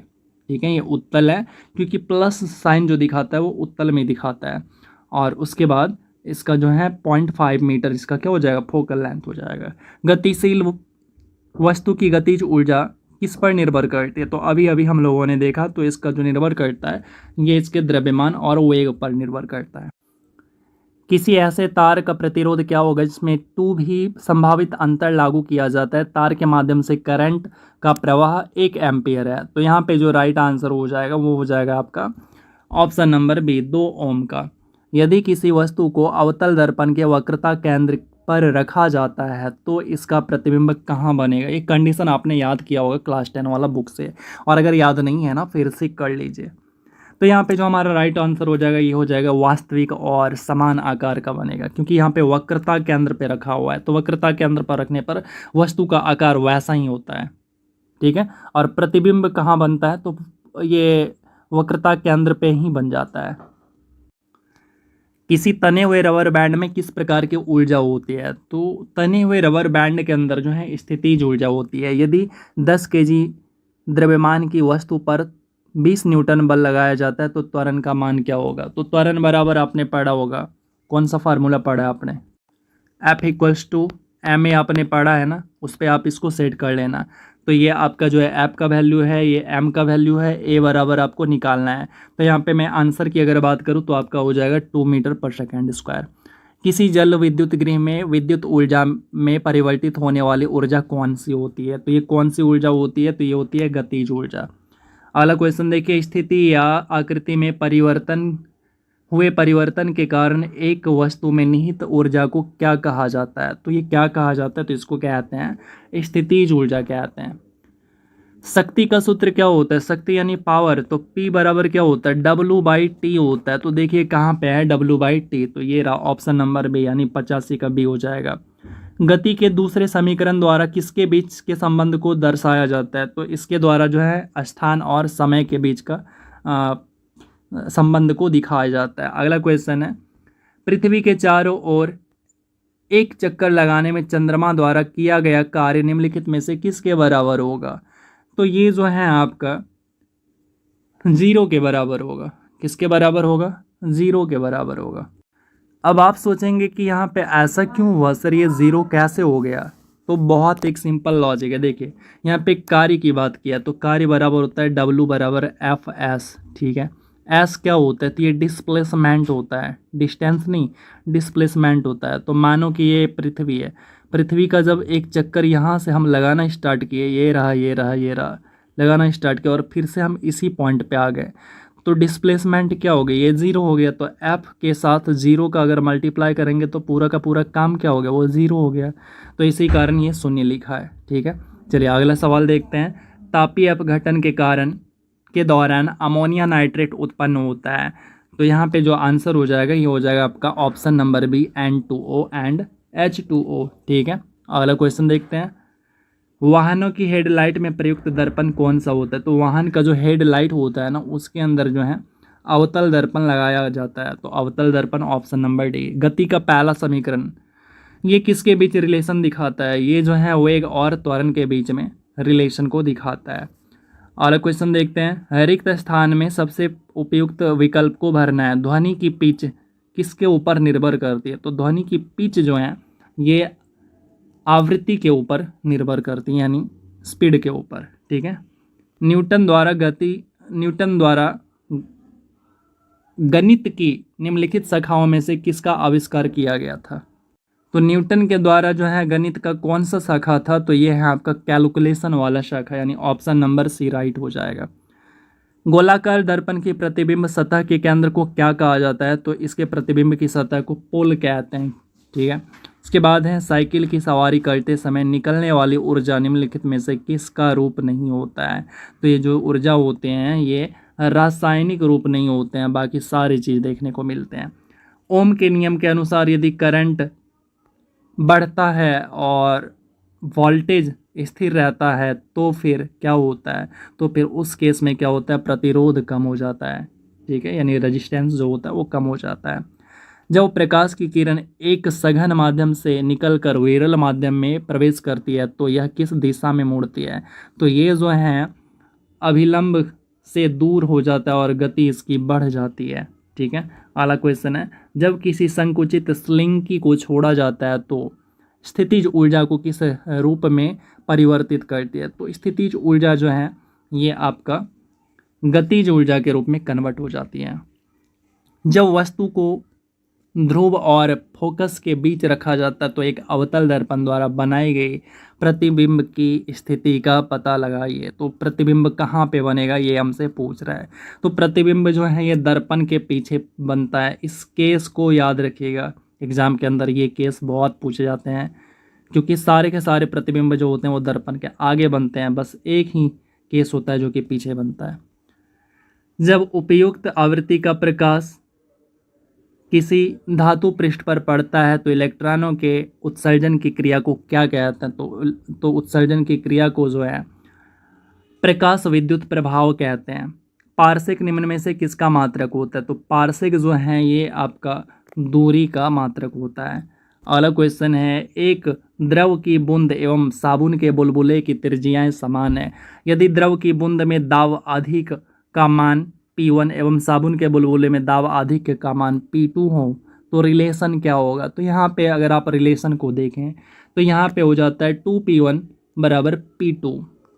नहीं समझ में आता है कोई बात नहीं, रट लीजिए, याद कर लीजिए, क्योंकि आप जब इस तरह के सवाल को देखेंगे, इस तरह के सवाल को बनाएंगे तो आपको जो है जो भी बिहार पुलिस के अंदर हार्ड सवाल पूछे जाते हैं उस सवाल को भी आप कर पाएंगे। और हमेशा ध्यान रखिएगा कि एग्ज़ाम के अंदर जब आप बैठते हैं तो आपसे जो बेसिक सवाल हैं, जो हल्के सवाल हैं, वो आपसे बनने चाहिए, क्योंकि आप हार्ड सवाल बनाएंगे जब आप इस मैराथन को करके जाएंगे तो आपसे हार्ड सवाल भी बनेगा। तो बेसिक में गलत नहीं करिएगा और हार्ड सवाल भी बनेंगे तो आपका रिजल्ट कन्फर्म होगा, क्योंकि आप पढ़ाई के दम पे ही जॉब ले सकते हैं, क्योंकि मुझे पता है आपके पास पैसे नहीं है, आप सीट को खरीद नहीं सकते, इसीलिए आपको पढ़ना ही पड़ेगा। एकमात्र ऑप्शन है आपके पास पढ़ना। बामर श्रेणी व लाइमैन श्रेणी की प्रथम रेखा की तरंग दैर्घ्य का अनुपात क्या होता है? तो इनका जो अनुपात होता है वो होता है 27/5, यानी ऑप्शन नंबर सी हमारे यहाँ पे राइट हो जाएगा। एक विद्युत जनित्र बदलता, यानी जो हमारा इलेक्ट्रिक जनरेटर होता है उसके बारे में पूछ रहा है कि वो कौन से ऊर्जा को किस में कन्वर्ट करता है। तो ये जो होते हैं विद्युत जनित्र जो होते हैं वो क्या करते हैं, विद्युत ऊर्जा को यांत्रिक ऊर्जा में कन्वर्ट करता है, ठीक है, यानी इलेक्ट्रिकल एनर्जी को मैकेनिकल एनर्जी में कन्वर्ट करता है। किरचॉफ का प्रथम नियम किस संरक्षण से संबंधित है? तो किरचॉफ का प्रथम नियम जो है ये आपका आवेश संरक्षण से संबंधित है। भौतिक अधिशोषण में गैस के अणु ठोस के तल पर जुड़े रहते हैं। तो यहाँ पे जो आपका राइट आंसर हो जाएगा ये हो जाएगा ऑप्शन नंबर डी, वांडरवाल बल के द्वारा जुड़ा होता है। अगला क्वेश्चन है कि जब किसी स्प्रिंग को 2 सेंटीमीटर से विस्तारित किया जाता है तो इसकी स्थितिज ऊर्जा का मान U है। यदि उसे 10 सेंटीमीटर से विस्तारित किया जाता है तो उसकी स्थितिज ऊर्जा का मान क्या होगा? तो उसकी जो स्थितिज ऊर्जा का मान होता है वो क्या हो जाता है? तो ये हो जाता है आपका U/25, ठीक है। अगला देखते हैं क्वेश्चन नंबर 107। विद्युत तंतु बना होता है, तो विद्युत तंतु किसका बना होता है? यानी ये फिलामेंट की बात कर रहा है, तो फिलामेंट जो है ये टंगस्टन का बना होता है, ठीक है। चलिए, प्रकाश का सबसे अच्छा परावर्तक कौन होता है? तो प्रकाश का सबसे अच्छा परावर्तक जो है वो रजत होता है, मतलब ये चांदी की बात कर रहा है। अगला क्वेश्चन है, एक WM आवृत्ति के प्रेषित संदेश को आयाम मॉड्यूलित तरंग बनाने के लिए WC आवृत्ति के वाहक तरंग पर अध्यारोपित किया जाता है। तो आयाम मॉड्यूलित तरंग की आवृत्ति क्या होगी? तो यहाँ पे जो तरंग की आवृत्ति की अगर बात करें तो ये हमारा option number B right answer हो जाएगा, यानी WC हो जाएगा। वर्षा की बूंद की गोलाकार आकृति का क्या कारण होता है? तो इसका जो कारण होता है वर्षा की बूंद गोल गोल दिखता है, इसका कारण होता है क्या? पृष्ठ तनाव होता है। अगला देखते हैं, सामान्यतया सर्वाधिक उपयोग में लिया जाने वाला बायो रिएक्टर ये क्या है? तो इसका अगर मैं आंसर की बात करूं तो ये जो है विलोडित हॉज बायो रिएक्टर हैं। तो ऑप्शन नंबर बी हमारा यहाँ पे राइट आंसर हो जाएगा। किसी वस्तु का ताप 10 मिनट में 80 डिग्री से 40 डिग्री सेल्सियस हो जाता है। यदि परिवेश का ताप यानी वातावरण का ताप 25 डिग्री सेल्सियस है तो उस समय का परिकलन कीजिए जिसमें उसका ताप 95 डिग्री से 55 डिग्री सेल्सियस हो जाएगा। तो यहाँ पे जो हमारा राइट आंसर हो जाएगा वो हो जाएगा 7 मिनट, ठीक है। अगला सवाल देखते हैं, बादल या कोहरा किस कोलाइडी निकाय का उदाहरण है? तो बादल या कोहरा जो ये उदाहरण है ये किसका है? तो ये है आपका द्रव गैस में परीक्षित, ठीक है। तो ऑप्शन नंबर सी राइट हो जाएगा। बल का विमेय सूत्र बताना है, तो बल का जो डायमेंशन होता है वो क्या होता है? तो ये ऑप्शन नंबर सी हो जाएगा, ये वाला, ठीक है। आप क्या लिखते हैं? F = ma, ठीक है। तो इसी को यहाँ पे क्या किया? सेट किया है। क्लियर है? चलिए आगे देखिए। क्वेश्चन नंबर 115, 1 माइक्रोन बराबर कितना होता है? तो 1 माइक्रोन बराबर जो होता है 1/1000 मिलीमीटर। अब आपसे यहाँ पे मैं दूसरा क्वेश्चन पूछ रहा हूँ और आपके सामने सारा का सारा क्वेश्चन पिन हो जाएगा। आपको सबका कमेंट करना है, सभी का आंसर रिप्लाई करना है। पहला क्वेश्चन तो मैंने आपसे पूछ लिया है, क्या था पहला क्वेश्चन? तो पृथ्वी का पलायन वेग कितना होता है, ठीक है। दूसरा क्वेश्चन है आपसे कि वन पिकोमीटर बताना है। 1 पिकोमीटर बराबर कितना, ठीक है। 1 पिकोमीटर बराबर कितना। उसके बाद आपको तीसरा क्वेश्चन बताना है 1 नैनोमीटर बराबर कितना। 1 नैनोमीटर बताना है आपको, ठीक है। और एक और आपको बताना है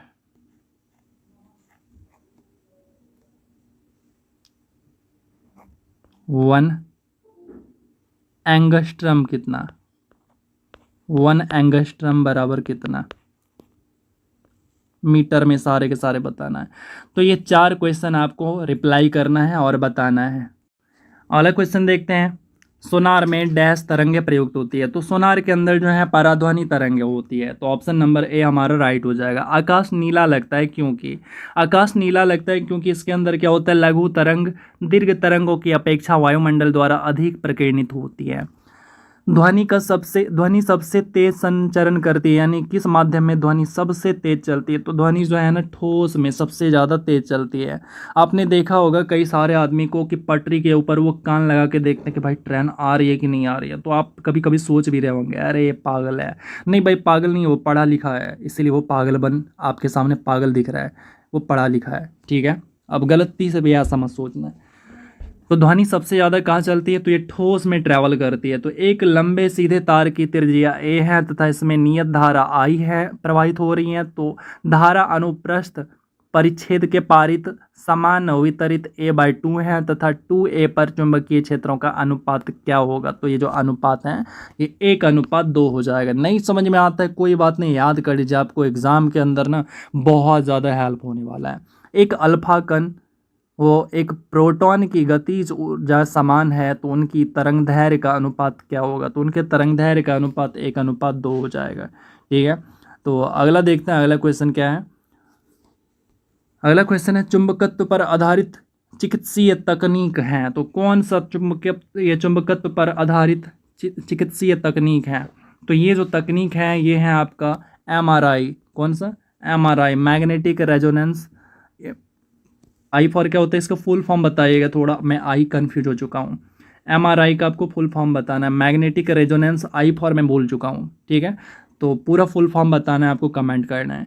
पानी से बनने वाले बुलबुले में जो चमक होती है वह किस प्रक्रम के कारण होती है। तो ये जो है आपका TIR के कारण होता है, यानी टोटल रिफ्लेक्शन के कारण, टोटल इंटरनल रिफ्लेक्शन, प्रकाश का पूर्ण आंतरिक परावर्तन के कारण होती हैं। इसके बाद है मानवों में ध्वनि उत्पन्न होती है। तो मानव के अंदर जो ध्वनि उत्पन्न होती हैं वो किसके कारण होती हैं, तो वो जो है कंठ के कारण होती हैं। ठीक है, कंठ में क्या होता है, वॉइस बॉक्स होता है, जो एक बाहर उभरा हुआ पार्ट है ना गले में, तो वो कहलाती है वॉइस बॉक्स कहलाती है, वोकल कॉर्ड कहते हैं। तो उसके कारण वहाँ से आवाज़ क्रिएट होती है। श्वेत प्रकाश की एक किरण कांच के प्रिज्म पर आपतित होती है तो वह प्रकाश वर्ण जो कांच के प्रिज्म से गुजरने पर अधिकतम विचलित होता है वो कौन सा होता है। तो वो होता है आपका बैगनी। बेबी और आपने पढ़ा होगा, बैगनी सबसे अधिक विचलित होती है, जबकि जो लाल होती है वो सबसे कम विचलित होती है। लाल का तरंग दैर्घ्य सबसे अधिक होती है, बैगनी का तरंग दैर्घ्य सबसे कम होता है। ये चीज़ आपको पता होगा। निम्नलिखित में से कौन सी मूल मात्रक नहीं है। तो आपने पढ़ा होगा मूल मात्रक टोटल कितने हैं, वो मूल मात्रक टोटल 7 है। तो उनमें से कौन नहीं है, तो ओम जो है नहीं है, बाकी सारे के सारे हैं। ठीक है, अगला है 40 सेंटीमीटर फोकस दूरी के उत्तल दर्पण से एक वस्तु की दूरी कितनी रखी जाए कि प्रतिबिंब का आकार वस्तु के आकार के आधा प्राप्त हो। तो इसके लिए क्या करना पड़ेगा, तो इसको भी आधा करना पड़ेगा, फोकल दूरी को भी आधा कर दीजिए। तो कितना हो गया, 20 सेंटीमीटर, ऑप्शन ए हो गया। नेत्र का कौन सा भाग उसके अंदर प्रवेश करने वाले प्रकाश के परिमाण को नियंत्रित करता है। तो ये कौन होता है भाई, तो ये पुतली कहलाता है। क्या कहलाता है, पुतली कहलाता है। ठीक है, ऐसा ही मात्रकों में वोल्टेज मान नियंत्रक का वैल्यू कितना होता है। तो इनका जो वैल्यू होता है ना, बाकी ऑप्शन को देखते हैं, वो वैल्यू हो जाता है 1.8 इंटू 10⁻23 जे पर के। ठीक है, तो ऑप्शन नंबर डी हमारे यहाँ पे राइट हो जाएगा, वोल्टेज मान नियंत्रक का वैल्यू। अगला क्वेश्चन कौन सा भाई, तो अगला क्वेश्चन है निम्नलिखित में से किस दोष में घनत्व कम हो जाता है। तो रिक्तिका दोष एवं शॉर्टकी दोष में क्या हो जाता है, घनत्व कम हो जाता है। तो ऑप्शन बी राइट हो जाएगा। एक समान गति वाले वेग समय आलेख का ढाल क्या होता है। तो इसका ढाल जो है 0 हो जाता है, यानी 0 हो जाता है। अगला क्वेश्चन, निम्नलिखित में से कौन सी धातु रोशनी के बल्बों में फिलामेंट के रूप में प्रयोग होती है। तो दोबारा से रिपीट हो गया, तो कौन सी धातु है भाई, तो ये टंगस्टन, जिसका लैटिन नाम की अगर मैं बात करूं तो लैटिन नाम होता है इसका क्या, इसका वोल्फ्राम कहते हैं, इसको क्या कहते हैं, वोल्फ्राम कहते हैं। तो ये हो गया वोल्फ्राम। ठीक है, ओके। आपको चांदी का लैटिन नाम कमेंट करना है। ये क्वेश्चन नहीं है, बस कमेंट करना है। क्वेश्चन बस वही चार थे। आपको चांदी का लैटिन नाम कमेंट करना है। मैं देखना चाहता हूँ कितने बच्चे जो हैं रियली में पढ़ाई करते हैं और अब तक मेरी वीडियो को देख रहे हैं। जुनून होना चाहिए पूरा मैराथन देखने की, जज्बा होना चाहिए। मेरे अंदर जुनून है। अभी जो है आपके 1 बज रहे रात, लेकिन मैं फिर भी आपके लिए वीडियो शूट कर रहा हूँ। तो आपके अंदर भी जुनून होना चाहिए कि पूरा का पूरा वीडियो देखे, पूरा का पूरा मैराथन देखे, अपनी तैयारी को बेस्ट करे, ताकि आपका एक सीट पक्का हो। और कोई भी दिक्कत हो ना तो कमेंट बॉक्स आपके लिए है। आप हमें कमेंट करो, पर्सनली मेरे से बात कर सकते हो। टेलीग्राम पे, इंस्टाग्राम पे, सारा चीज़ का मैं आईडी आपको प्रोवाइड करा देता हूँ। कोई प्रॉब्लम नहीं है, बेहिचक जो भी प्रॉब्लम है शेयर करो, कोई प्रॉब्लम नहीं है। बट पढ़ो, एक सीट लेना है आपको। दुनियादारी छोड़ दो, सब कुछ छोड़ दो, बस एक सीट लेना है। क्योंकि रियली बता रहा हूँ, आप जैसे जैसे आपका समय बीतता जाएगा, उम्र बीतता जाएगा, आपका वैल्यू कम होता जाएगा। आपको कोई नहीं पूछेगा सिवाय आपके माँ के, बेटा कैसे हो, बस माँ ही पूछेगी। इसके अलावा आपको कोई नहीं पूछने वाला। इसीलिए समय रहते आप अपने आप को इतना बदल दो, इतना बदल दो कि जो लोग नहीं पूछ रहे ना, वो अपने आप आपका परिभाषा देना सीख लेगा। सही तरीके से परिभाषा देना सीख लेगा। तो अपने आप को बदलिए समय रहते। तो चलिए स्टार्ट करते हैं आगे। निम्नलिखित में से कौन सी धातु रोशनी के बल्बों में फिलामेंट के रूप में प्रयोग होती है? हो गया ये हमारा। तो चलिए अगला क्वेश्चन देखते हैं। Question number 132। यहाँ पे क्या है कि आपको क्वेश्चन पूछ रहा है कि हुक के नियम के अनुसार कम निरूपण के लिए कौन सा सही है? तो देखिए यहाँ पे जो है ना, क्वेश्चन यहाँ पे लिख, यानी नंबरिंग यहाँ पे, क्वेश्चन यहाँ पे, तो सिर उल्टा, सिर नीचे पाँव ऊपर कर दिया। कोई बात नहीं, क्वेश्चन समझ लीजिए। तो देखिए यहाँ पे अगर मैं आंसर की बात करूँ ना, तो ये ऑप्शन नंबर बी हो जाएगा। प्रतिबल डायरेक्टली प्रोपोर्शनल टू विकृति होता है। ठीक है, तो ऑप्शन नंबर बी हमारा राइट। आगे, निम्नलिखित में से कौन सा विद्युत का कुचालक है? तो कौन सा विद्युत का कुचालक है भाई? तो ये है आपका आसूत जल। ये विद्युत का कुचालक होता है। एक हीटर का तंतु बना होता है। हीटर का तंतु का अगर बात करें तो ये नाइक्रोम का बना होता है, जबकि बल्ब का जो तंतु होता है वो टंगस्टन का बना होता है। निम्न में से किस प्रकार के बल्ब में ऊर्जा की खपत सबसे कम होगी? तो आप खुद ही बता सकते हो इसका आंसर। आप याद करो, अगर आप जो है फिलामेंट लगाओगे टंगस्टन का, यानी 100 वाट का बल्ब पीला वाला, तो कितना ज़्यादा गर्मी और एनर्जी भी बहुत ज़्यादा खींचता है। नियॉन बल्ब अगर लगाते हो, यानी वेपर लाइट, ये भी आपका काफ़ी एनर्जी खींचेगा। इन दोनों की जगह क्या आ गया? CFL आया। और अब CFL की जगह क्या आ गया? LED आ गया। तो LED हमारा क्या हो जाएगा? Right answer option number D हो जाएगा। ठीक है। रॉकेट किसके संरक्षण पे काम करता है? तो रॉकेट जो होते हैं ना, वो आपका जो है रेखीय संवेग संरक्षण के ऊपर ये काम करता है। ठीक है। अगला, यदि किसी गतिशील वस्तु का द्रव्यमान आधा कर दिया जाए एवं चाल दोगुनी कर दी जाए तो गतिज ऊर्जा क्या हो जाएगी? तो गतिज ऊर्जा जो है ये भी दोगुनी हो जाएगी। जब कोई वस्तु मुक्त रूप से पृथ्वी की ओर गिरती है तो उसकी कुल ऊर्जा कितनी होगी? तो कुल ऊर्जा जो है ना उसकी नियत रहती है, यानी ना तो बढ़ती है ना तो घटती है। यदि आवृत्ति का स्रोत स्थिर स्रोता से वेग से गुजरता है और ध्वनि का वेग भी s हो तो डॉपलर प्रभाव के कारण भी आवृत्ति में परिवर्तन क्या होगा? तो यहाँ पे अगर मैं आंसर की बात करूँ तो ये हो जाएगा आपका ऑप्शन नंबर ए, बिल्कुल राइट हो जाएगा। 2NBS/V। ठीक है, आगे देखते हैं। अगला क्वेश्चन है अतिचालक का लक्षण। अतिचालक का क्या लक्षण है? तो वो है उच्च पारगम्यता। क्रिया बल एवं प्रतिक्रिया बल हमेशा क्या होते हैं? तो ये जो है हमेशा अलग अलग वस्तुओं पर और विपरीत दिशाओं में होते हैं। याद रखिएगा, ये क्वेश्चन भी पूछा हुआ है। संचयी आवृत्ति वितरण का आरेख कहलाता है। तो ये क्या कहलाता है? ये भी क्वेश्चन पूछा हुआ। तो ये कहलाता है ओजाई वक्र कहलाता है। ठीक है, और तो ऑप्शन नंबर बी हो जाएगा राइट आंसर। तो कौन सी मशीन वाटर फ्रेम और स्पिनिंग जैनी का मिश्रण थी? तो ये कौन सा मशीन थी? तो ये था स्पिनिंग म्यूल था। ठीक है, तो ऑप्शन नंबर बी हो जाएगा। आसमान का रंग नीला होने का क्या कारण है? तो आसमान का रंग नीला होने के पीछे जो कारण है ये प्रकाश का प्रकीर्णन है। ठीक है, अगला क्वेश्चन देखते हैं। अगला क्वेश्चन है बोर की परिकल्पना अनुसार n में स्थिर कक्षा का कोणीय संवेग क्या होता है? तो एक कोणीय संवेग जो होता है ये होता है NH/2 पाई। अगला क्वेश्चन क्या है, ये कह रहा है पृष्ठ तनाव किसके कारण उत्पन्न होती है। तो पृष्ठ तनाव जो उत्पन्न होती है अणुओं के ससंजक बल के कारण उत्पन्न होती है। क्वेश्चन नंबर 147, निम्नलिखित में से कौन राज्य की उत्पत्ति के बल सिद्धांत का समर्थक है। तो यहाँ पे अगर आंसर की बात करूँ तो ये है आपका स्पिनोजा। तो ऑप्शन नंबर ए हो जाएगा। किन दो भौतिक राशियों के मात्रक समान है। एक क्वेश्चन एएलपी के अंदर पूछा हुआ था मेरे शिफ्ट में, मेंस पेपर में, यानी टायर 2 वाला पेपर में पूछा हुआ था। तो यहाँ पे अगर मैं आंसर की बात करूँ तो ये हो जाएगा आपका वेग एवं चाल। ठीक है, क्योंकि दोनों का फार्मूला सेम होता है, बस फ़र्क क्या चीज़ का होता है, वेग के अंदर डायरेक्शन, वेग के अंदर डिस्प्लेसमेंट होता है डायरेक्शन के कारण, और जबकि चाल के अंदर डायरेक्शन नहीं होता है। ठीक है। बैरोमीटर के आविष्कारक कौन है। तो बैरोमीटर के जो आविष्कारक हैं वो हैं टोरिसली। तो ऑप्शन नंबर ए राइट हो जाएगा।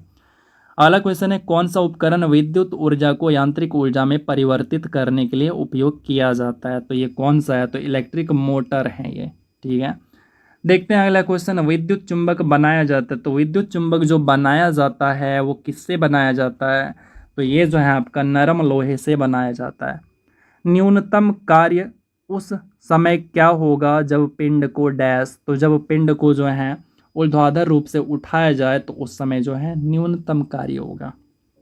ठीक है, ऐसा क्यों होगा। ऐसा इसलिए होगा कि जब आप इसे खड़ा खड़ी यानी ऊर्ध्वाधर कह रहा है, यानी ऐसे ऐसे बिल्कुल 90 डिग्री पे आप इसको उठाओगे तो यहाँ पे एंगल बनेगा 90 डिग्री ज़मीन के साथ। तो कार्य बराबर होता है W बराबर होता है एफ एस कॉस थीटा। ठीक है, कॉस थीटा। तो थीटा का वैल्यू 90 डिग्री, यानी कॉस 90 डिग्री का वैल्यू होता है 0। तो इस पूरे को 0 कर देगा, शून्य कर देगा, यानी न्यूनतम हो जाएगा कार्य। ठीक है, समझ गए होंगे। अगला क्वेश्चन देखते हैं। ये कह रहा है सरल रेखीय पथ के अनुदिश त्वरित गति से गतिमान किसी पिंड के लिए नीचे दिए गए कथनों में से कौन सही नहीं है। तो चलिए इसके ऑप्शन को देखते हैं। यह जो हमारा राइट आंसर हो जाएगा वो हो जाएगा ऑप्शन नंबर सी, यह सदैव पृथ्वी से दूर जाता है। उसके बाद अगला क्वेश्चन है कि गुरुत्वाकर्षण त्वरण जी का मान किसके साथ घटता है। तो देखिए, ऊंचाई पे अगर हम जाएंगे तो ऊंचाई बढ़ने के साथ साथ जी का मान घट जाएगा। ठीक है, तो यहाँ पे हमारा ऑप्शन नंबर डी बिल्कुल राइट आंसर हो जाएगा। ठीक है, अगला देखते हैं। पृथ्वी पर किसी वस्तु का पलायन वेग चंद्रमा पर उस वस्तु के पलायन वेग से क्या होगा। तो वो जो है आपका अधिक हो जाएगा। क्या हो जाएगा, अधिक हो जाएगा। यानी पृथ्वी पर जो पलायन वेग है, चंद्रमा पर पलायन वेग उस वस्तु के पलायन वेग से क्या हो जाएगा, अधिक हो जाएगा। अब समझिए, बस ऐसे नॉर्मल समझिए। आप अपने हाथ में एक, चलिए अपना फ़ोन ले लीजिए, सच में मत फेंक दीजिएगा। आप अपने हाथ में फ़ोन ले लीजिए, उसको पृथ्वी पर से आपको फेंकना है अंतरिक्ष में। अंतरिक्ष में फेंकेंगे ना तो आपको स्पीड कितना लगाना पड़ेगा। स्पीड लगाना पड़ेगा आपको 11.2 किलोमीटर पर सेकेंड, यानी 1 सेकेंड के अंदर लगभग 11 किलोमीटर फेंकना पड़ेगा इस स्पीड से। वही जब आप उसी फ़ोन को चंद्रमा की धरती से फेंकेंगे तो आपको इतना स्पीड की ज़रूरत नहीं है। आपको स्पीड क्या करना पड़ेगा, कम करना पड़ेगा। लेकिन उसी वस्तु को आप पृथ्वी पे लेके आएंगे तो पलायन वेग क्या हो जाएगा, बढ़ जाएगा। इसीलिए जब आप देखे होंगे कि जो अंतरिक्ष यात्री होते हैं चंद्रमा पर जाते हैं तो उनके पीठ पर जो है ना भारी भारी भारी भरकम जो है बैग लटका दिया जाता है। वो इसलिए क्योंकि वहाँ का गुरुत्वाकर्षण क्या होता है, बहुत कम होता है। तो गुरुत्वाकर्षण कम होने के कारण क्या होता है कि आदमी जब कभी कूदता है तो वो जंप जो है, कई बार अगर हल्का ज़्यादा जंप ले लेता है तो धीरे धीरे उड़ते उड़ते अंतरिक्ष पहुंच जाता है। इसीलिए उसके पीठ पर भारी भरकम बैग रख दिया जाता है ताकि वो जो है चंद्रमा की धरती पर टिका रहे। ठीक है, चलिए आगे देखिए। क्वेश्चन नंबर 156, शक्ति, धारा, प्रतिरोध और विभवांतर के बीच में गलत संबंध की पहचान करें, यानी कौन सा फार्मूला नहीं बनता है इसकी पहचान करें। तो देखिए, अगर मैं यहाँ पे गलत फार्मूला की बात करूँ ना तो वो जो है आपका ऑप्शन नंबर बी वाला, पी बराबर आई आर स्क्वायर, ऐसा कोई फार्मूला नहीं होता है। ये वाला ऑप्शन नंबर बी। ठीक है, बाकी सारे सही है। पी बराबर आई स्क्वायर आर होता है, पी बराबर भी आई होता है, ये सारे के सारे सही है। और भी स्क्वायर बाय आर भी होता है, लेकिन ऑप्शन नंबर बी बराबर बी वाला नहीं होता है। चलिए आगे देखते हैं। अगला क्वेश्चन क्या कह रहा है कि विद्युत शुद्धिकरण में कैथोड बना होता है। तो कैथोड किसका बना होता है। तो जो कैथोड जो होता है वो शुद्ध धातु की पतली परत की बनी होती है। तो ऑप्शन नंबर ए बिल्कुल राइट हो जाएगा। 1 किलोग्राम के पदार्थ के तापमान को 1 डिग्री सेंटीग्रेड बढ़ने के लिए आवश्यक ऊष्मा की मात्रा को क्या कहा जाता है? तो इसको कहता है विशिष्ट ऊष्माधारिता। क्या? तो ऑप्शन नंबर ए राइट हो जाएगा। ग्लास में पानी पर बर्फ तैर रहा है, यदि बर्फ पिघल जाए तो आयतन पर क्या प्रभाव पड़ेगा? तो देखिए ग्लास में पानी है, उसके ऊपर हम बर्फ डाल दिए और उसके बाद जो है पानी में बर्फ जैसे ही डालते हैं तो वो तैरने लगता है। उसके बाद पूछ रहा है कि वो तैरते तैरते तैरते तैरते बर्फ जो है सारा पिघल गया, तो उस गिलास के पानी का आयतन क्या होगा? आयतन बढ़ेगा, आयतन घटेगा, ये हमसे पूछ रहा है। तो याद रखिएगा आयतन में कोई परिवर्तन नहीं देखने को मिलेगा, आयतन जो पहले था वही रहेगा। ठीक है, चलिए। प्रतिचुंबकीय पदार्थ की चुंबकीय फ्लक्स की प्रकृति कैसी होती है? तो इसकी जो प्रकृति होती है ना वो ऋणात्मक होती है। अगला है गोलीय दर्पण के ध्रुव और फोकस के बीच की दूरी कितनी होती है? तो यहाँ पे अगर मैं आंसर की बात करूँ तो ये होता है r/2 होता है। क्या होता है? r/2 होता है। ठीक है, यानी f बराबर, ये छोटा वाला f बराबर r/2। आपने ये वाला रिलेशन पढ़ा होगा, r बराबर 2f, यहीं से आता है, वहीं से आया है। ठीक है, अगला क्वेश्चन देखते हैं। एक आदर्श गैस में अनुदैर्ध्य तरंगों की चाल दी जाती है, यानी चाल बराबर क्या होता है ये हमसे पूछ रहा है। तो ये चाल बराबर होता है रूट अंडर p/x। एक लड़के द्वारा 1 किलो की वस्तु को ऊपर की दिशा में 1 मीटर दूर तक उठाए जाने पर लड़के द्वारा किया गया कार्य क्या होगा? तो लड़के द्वारा यहाँ पे जो किया गया कार्य होगा वो 0 हो जाएगा, क्योंकि उसने ऊपर उठाया है। जब वस्तु को ऊपर उठाया है तो 90 डिग्री बनने के कारण, यानी वस्तु और जो बल लगा रहा है हाथ से, तो उन दोनों के बीच में 90 डिग्री बन जा रहा है, तो cos 90 बराबर 0। तो इसी कारण से क्या हो जाता है, पूरा का पूरा कहानी उल्टा पड़ जाता है। ठीक है, यानी कार्य करने के बावजूद भी वो लड़का काम नहीं किया, फिजिक्स यही कहता है। आपने सुना होगा कि कूली जो है सूटकेस उठा के सिर पे या भारी भरकम सामान उठा के सिर पे लेके जाता है, और जो फिजिक्स वाले साइंटिस्ट होते हैं वो कहते हैं कि कूली तो काम ही नहीं किया। तो आप सोचो उस साइंटिस्ट का वो कूली क्या करेगा? क्योंकि साइंटिस्ट कहता है कि वो जो है कार्य इसलिए नहीं किया क्योंकि जो उसने सामान उठाया, जैसे मान लीजिए सूटकेस उठाया और जो बल लगाया, उन दोनों के बीच में जो एंगल बना वो 90 डिग्री का बना, और cos 90 बराबर 0 हो जाता है। इसका मतलब कुली ने कोई काम नहीं किया। तो क्या लगता है, सच में उसने कुली ने काम नहीं किया? चलिए आगे देखते हैं। प्रतिरोध का व्युत्क्रम चालकता है। यदि प्रतिरोध की इकाई ओम है तो चालकता की इकाई क्या होगी?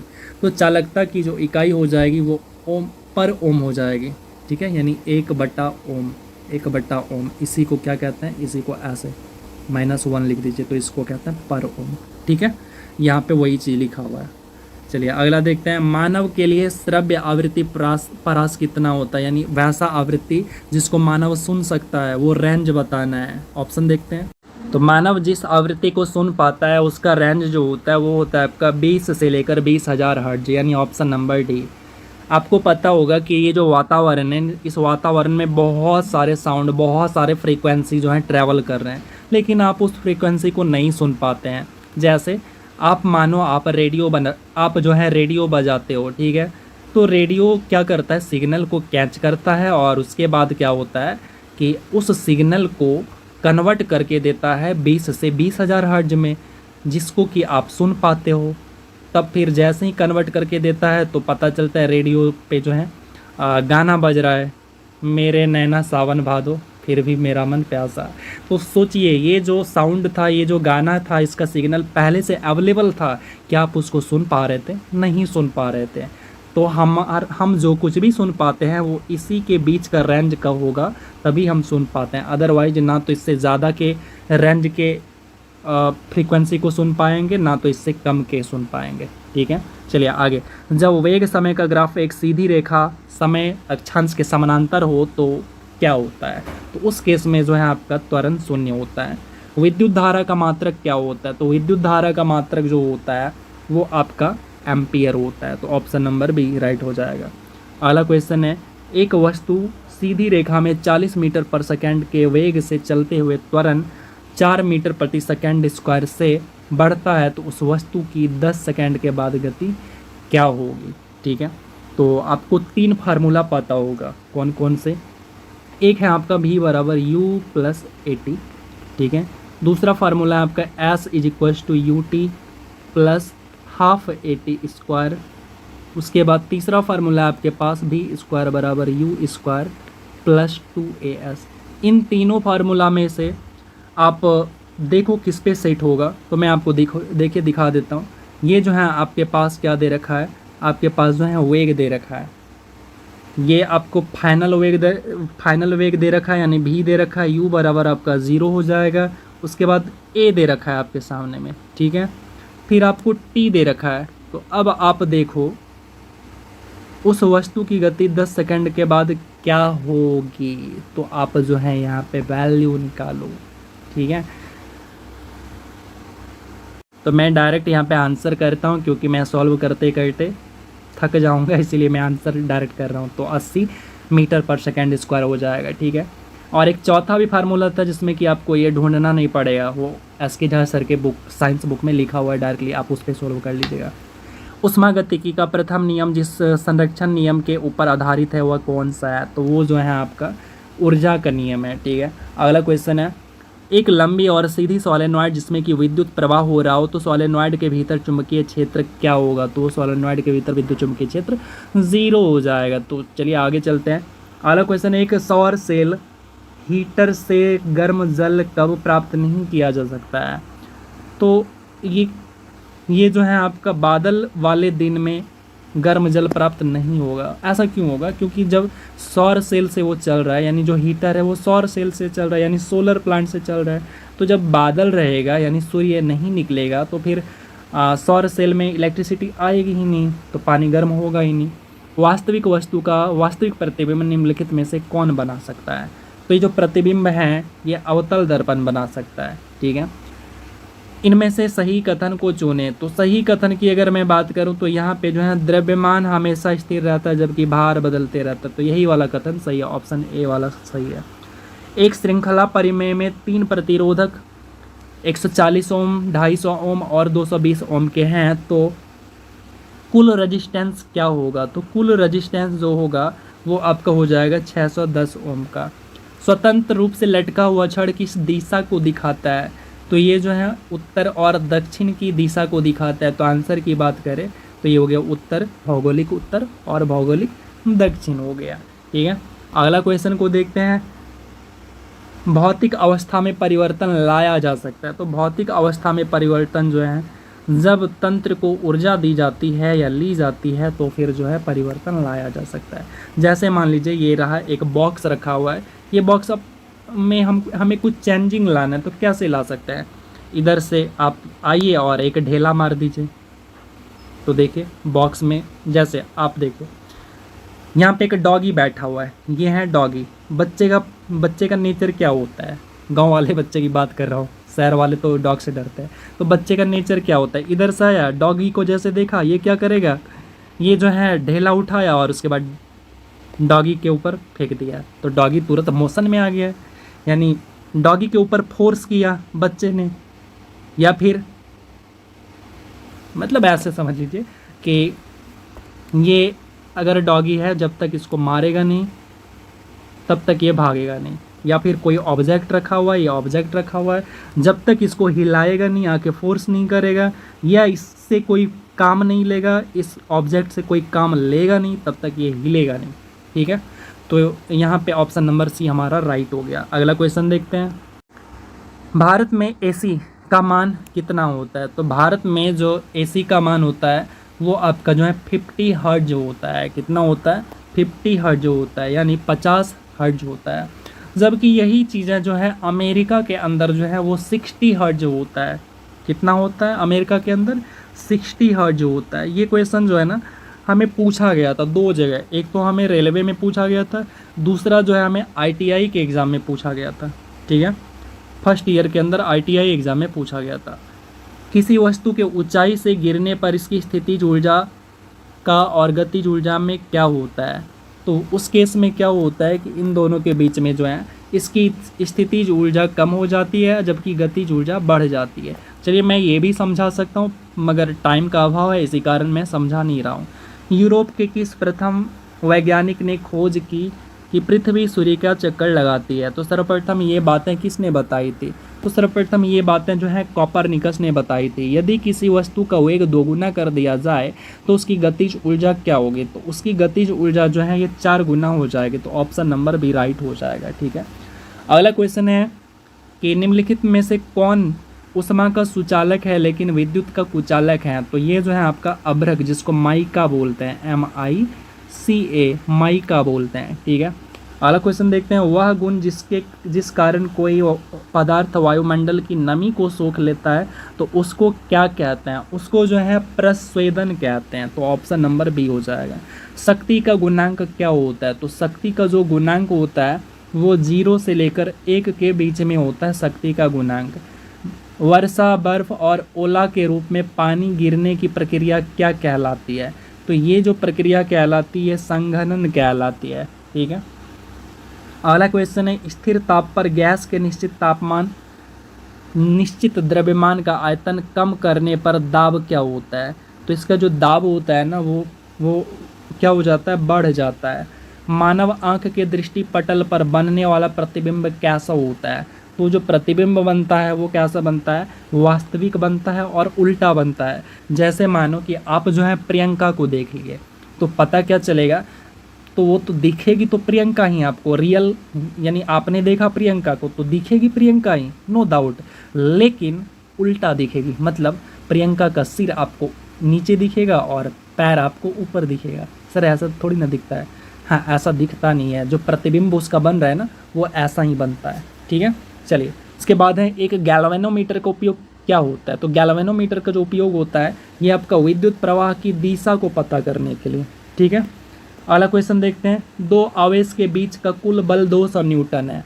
यदि आवेशों की बीच की दूरी को दोगुनी कर दी जाए तो बल क्या होगा? तो बल जो है इस केस में क्या हो जाता है? 50 न्यूटन हो जाता है। एक पी प्रकार का अर्धचालक डैश होता है। तो पी प्रकार का जो अर्धचालक होता है ना वो जो है विद्युत रूप से उदासीन होते हैं यानी न्यूट्रल होते हैं। ठीक है, अगला क्वेश्चन है निम्नलिखित में से कौन गति का सही समीकरण है? तो चलिए ऑप्शन को देखते हैं। मैंने ऊपर आपके लिए 3 फार्मूला लिखा था, तो अब आप समझ सकते हैं यहाँ पे कौन सा फार्मूला सही होने वाला है। तो यहाँ पे अगर मैं आंसर की बात करूँ सही वाला, तो आप यहाँ पे देखो option number D, v² plus u² बराबर 2as, यानी मैंने ऐसा लिखा था v² बराबर u² प्लस 2as। ठीक है, तो यहाँ पे इसने क्या किया? कुछ नहीं किया भाई, ये बिल्कुल नॉर्मल है, बिल्कुल सही है, ऑथेंटिक है। ऑप्शन डी में थोड़ा सा गलती है, इसको सुधार कर लीजिएगा, मैंने यहाँ पे लिख दिया है। ठीक है, तो चलिए आगे देखते हैं। जब किसी गतिमान पिंड की गति दोगुनी हो जाती है तो उसकी गतिज ऊर्जा में क्या परिवर्तन आता है? तो उसके गतिज ऊर्जा में यह चौगुनी हो जाती है। ठीक है, तो ऑप्शन नंबर बी हो जाएगी। कौन सा लेंस सामान्यतः उस पर गिरने वाले प्रकाश को अंदर की ओर मोड़ता है? तो ये कौन सा लेंस होता है? तो ये जो है उत्तल लेंस होता है। ठीक है, दर्पण सूत्र पूछा आपसे। ठीक है, तो दर्पण सूत्र की अगर मैं बात करूं तो दर्पण सूत्र में क्या होता है? प्लस होता है। तो यहाँ पे हो जाएगा आपका 193 का सी, तो 1/u प्लस 1/v बराबर 1/f हो जाएगा। जबकि अगर लेंस कहेगा तो यहाँ पे क्या हो जाएगा? बस माइनस हो जाएगा उसके जगह, और कुछ नहीं। व्यापक दृष्टि क्षेत्र के कारण वाहनों में पश्च दृश्य दर्पण के रूप में कौन सा दर्पण लगाया जाता है? तो ये बिल्कुल वही रिपीट क्वेश्चन हो गया, तो ए नंबर हो जाएगा। कौन सा? ए नंबर हो गया हमारा उत्तल दर्पण। ठीक है, चलिए अगला देखते हैं। विद्युत प्रभावन बल को मापने के लिए निम्नलिखित में से किस उपकरण का उपयोग करते हैं? तो यहाँ पे 195 का हो गया सी, इसको कहते हैं पोटेंशियोमीटर या फिर इसी को कहते हैं विभव मापी। ठीक है, अगला है निम्नलिखित में से कौन सा उपकरण विद्युत चुंबकीय क्षेत्र के सिद्धांत पे काम करता है? तो विद्युत चुंबकीय क्षेत्र के सिद्धांत पे ये जनरेटर काम करता है। कौन सा? विद्युत जनरेटर, जो कि विद्युत ऊर्जा को किसमें? यांत्रिक ऊर्जा में कन्वर्ट करता है। अगला देखते हैं, निम्नलिखित में से किसमें सबसे अधिक ऊर्जा होती है? तो सबसे अधिक ऊर्जा किसमें होती है? तो ये होती है नीला प्रकाश के अंदर जो है सबसे अधिक ऊर्जा होती है। एक विद्युत रोधी डैश प्रतिरोध प्रदान करता है। जो विद्युत रोधी होता है ये बहुत ही ज़्यादा हाई प्रतिरोध यानी विद्युत रोधी है, विद्युत को रोकने वाला है, यानी उसमें प्रतिरोध क्या होगा? बहुत ज़्यादा होगा, उच्च होगा। तो ऑप्शन डी हो गया। दो वस्तुओं के बीच में बीच गुरुत्वाकर्षण बल डैश पर निर्भर करता है, तो ये जो है उनके द्रव्यमान का गुणनफल के ऊपर निर्भर करता है। ठीक है, चलिए अगला देखते हैं। विद्युत धारा डैश होती है, तो विद्युत धारा बराबर क्या होता है ये आपसे पूछा जा रहा है, तो आपने पढ़ा होगा आई बराबर क्या होता है। क्या आपने पढ़ा है? कोई फार्मूला याद करो जरा, प्रेशर डालो। तो आई बराबर आपने पढ़ा होगा Q/T। ठीक है, तो Q क्या होता है? तो चार्ज होता है। T क्या होता है? तो टाइम होता है। ये ISC के अंदर है, यानी 12th के अंदर है। ठीक है, तो ऑप्शन नंबर हमारा कौन सा हो जाएगा? ऑप्शन नंबर ए राइट हो जाएगा। अगला क्वेश्चन देखते हैं। निम्नलिखित में से कौन सी ताकत प्रकृति में विद्युत चुंबकीय नहीं है? तो अगर मैं यहाँ पे आंसर की बात करूँ तो हमारा आंसर क्या हो जाएगा? ऑप्शन नंबर डी, शरीर का वजन।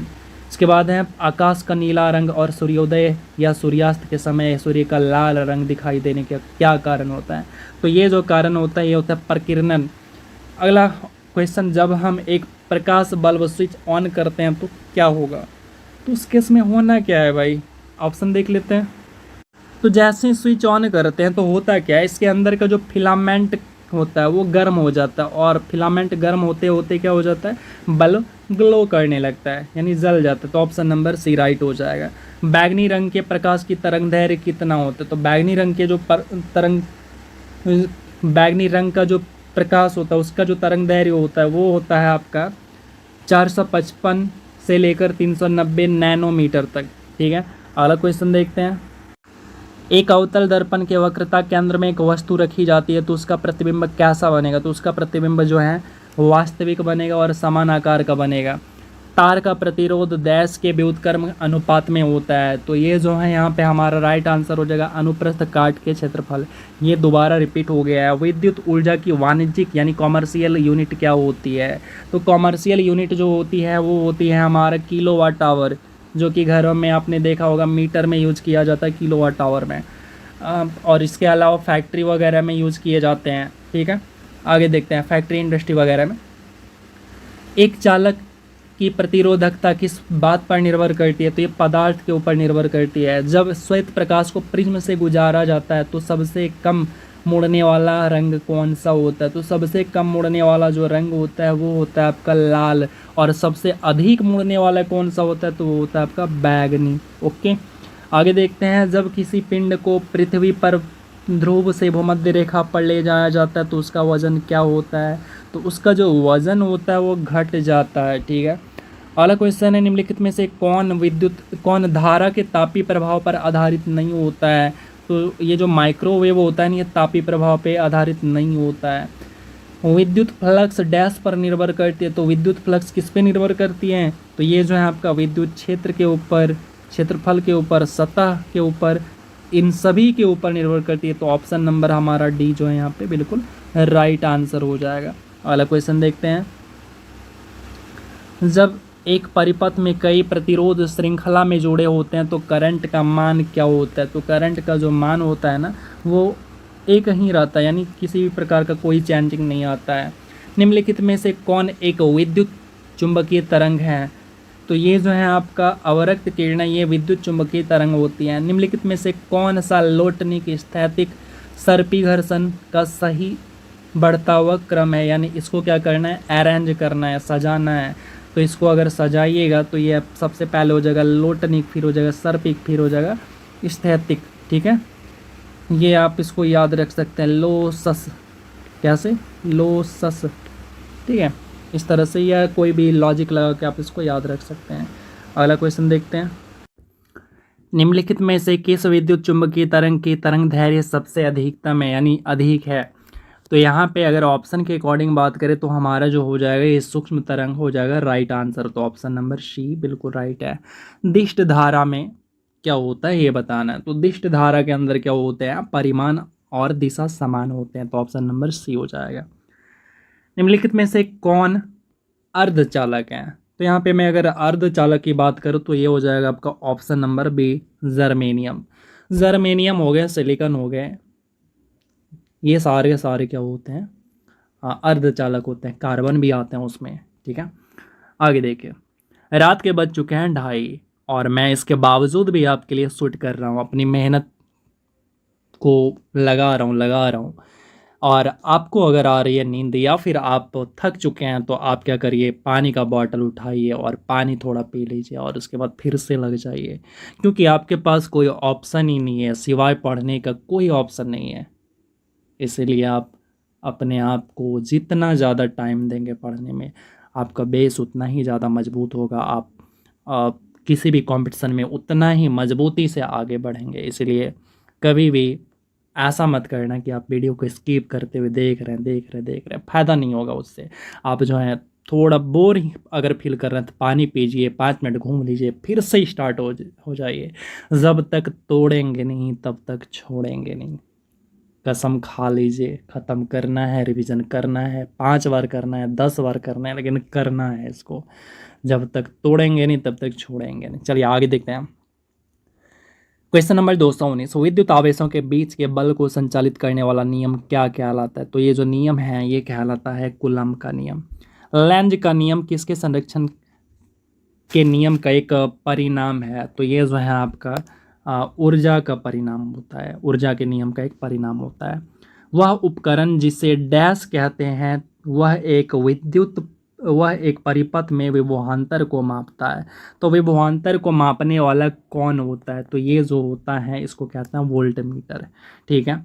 इलेक्ट्रिक चार्ज या उसी को हिंदी में कहते हैं विद्युत आवेश की इकाई क्या होती है, यानी एसआई यूनिट बताना है। तो इसका जो इकाई होता है ये होता है कूलाम होता है। क्या होता है? कूलाम होता है। ठीक है। तो ऑप्शन नंबर हमारे यहाँ पे क्या हो जाएगा? ए राइट आंसर हो जाएगा। अगला क्वेश्चन है, धारा मापी को डैश से जोड़कर वोल्ट मापक में बदला जाता है। तो धारा मापी को श्रृंखला में जोड़ के उच्च प्रतिरोध आप क्या कर सकते हैं? पा सकते हैं। मरुस्थल में मिराज किस घटना के कारण देखे जाते हैं? तो मरुस्थल के अंदर जो मिराज देखने को मिलता है वो जो है आपको टोटल इंटरनल रिफ्लेक्शन के कारण, यानी प्रकाश का पूर्ण आंतरिक परावर्तन के कारण देखने को मिलता है।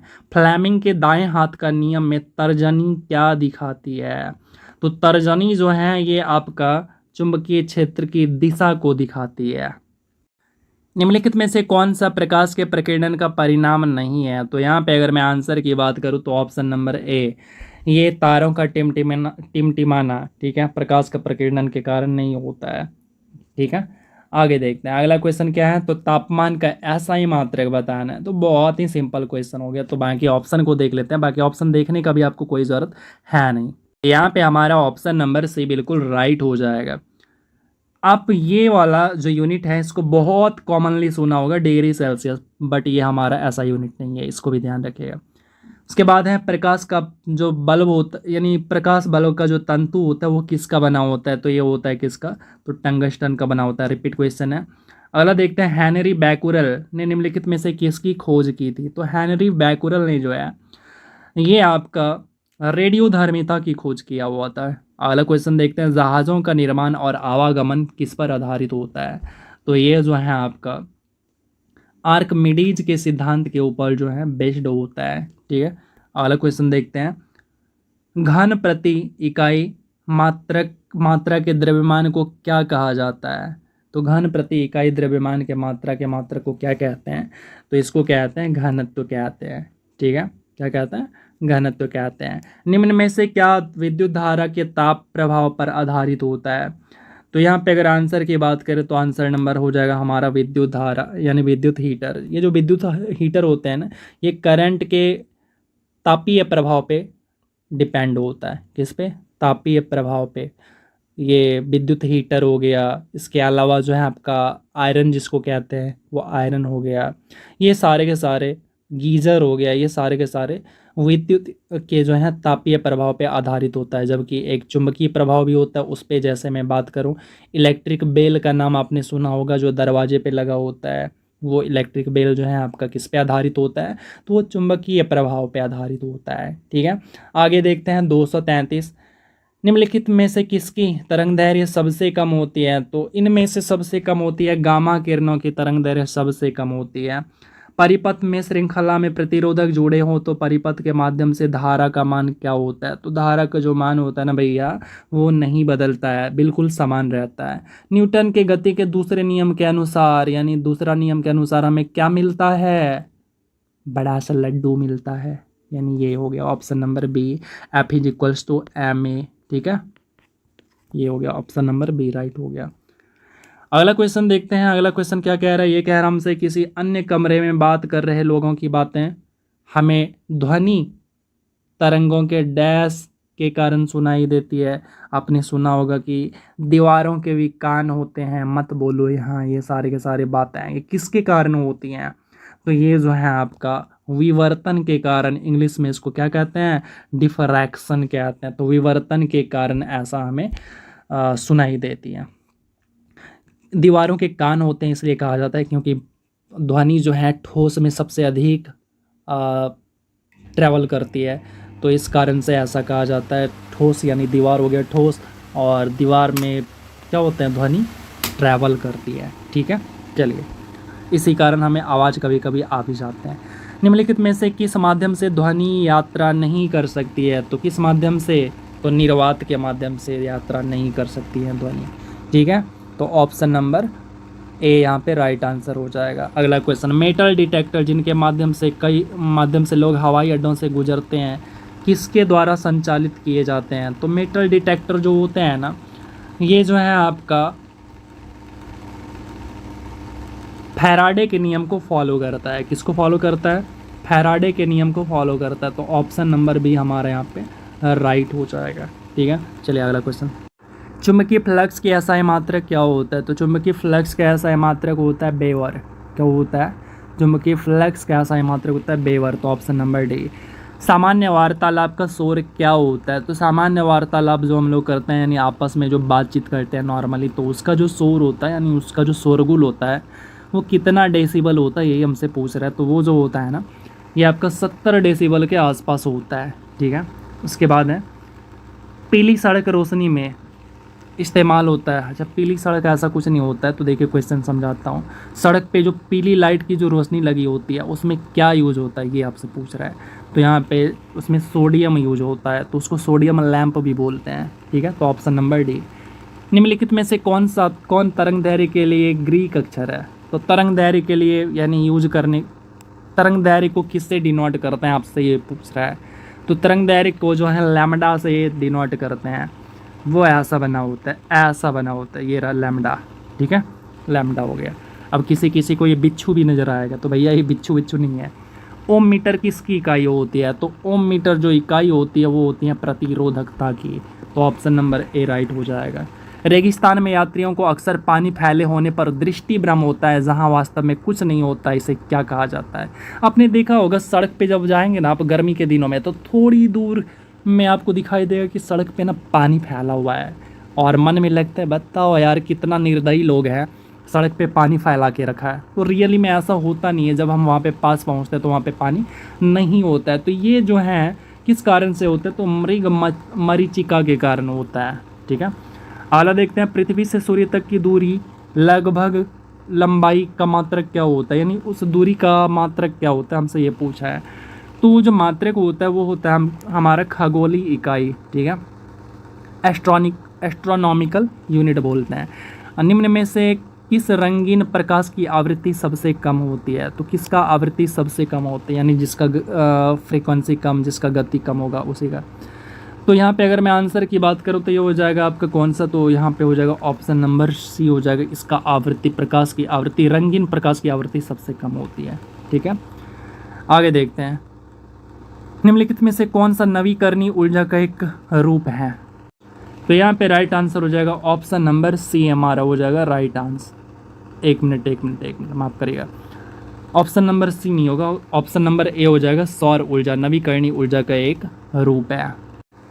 दबाव को किस संदर्भ में मापा जाता है? तो दबाव को जो है वो बल और क्षेत्र में मापा जाता है। तो ऑप्शन नंबर हमारे यहाँ पे राइट हो जाएगा सी। ओके, अगला क्वेश्चन देखते हैं, यदि 5 ओम प्रतिरोध वाले एक परिपथ में धारा वृद्धि होती है तब वोल्टता क्या होती है?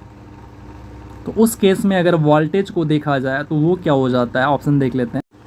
तो उस केस में हमारे जो वोल्टेज होती है वो बढ़ जाती है। तो ऑप्शन नंबर हमारा बी यहाँ पे राइट आंसर दिया गया। चलिए आगे देखते हैं, सेंटीग्रेड तापमान के मापन की एक इकाई जिसका नाम किसके नाम पे रखा गया है? तो ये जो नाम रखा गया है ना, ये वैज्ञानिक लोग अपने नाम के ऊपर रखा करते थे ज़्यादातर। तो अगर यहाँ पे आंसर की बात करें तो यह आंसर हो जाएगा ऑप्शन नंबर बी। तो ऑप्शन नंबर बी में क्या दे रखा है, तो डी। तो डी में है एंडर्स सेल्सियस, तो इसका पूरा नाम था एंडर्स सेल्सियस। तो ये इसके नाम पे सेंटीग्रेड तापमान का नाम रखा गया है। अगला क्वेश्चन देखते हैं, निम्नलिखित में से कौन सी विद्युत चुम्बकीय तरंगें नहीं है, तो कौन सी नहीं है। तो यहाँ पे अगर मैं आंसर की बात करूँ तो आंसर हो जाएगा अल्ट्रासाउंड, ठीक है। बाकी सारे के सारे जो है ना ये चुंबकीय तरंगें होती है। जब कार एक मोड़ लेती है तो डैश हमें वक्र के बाहर धकेलता है। तो ये कौन सा बल होता है, तो वहाँ पे जो बल होता है वो अपकेंद्री बल होता है। तो ऑप्शन नंबर बी राइट हो जाएगा।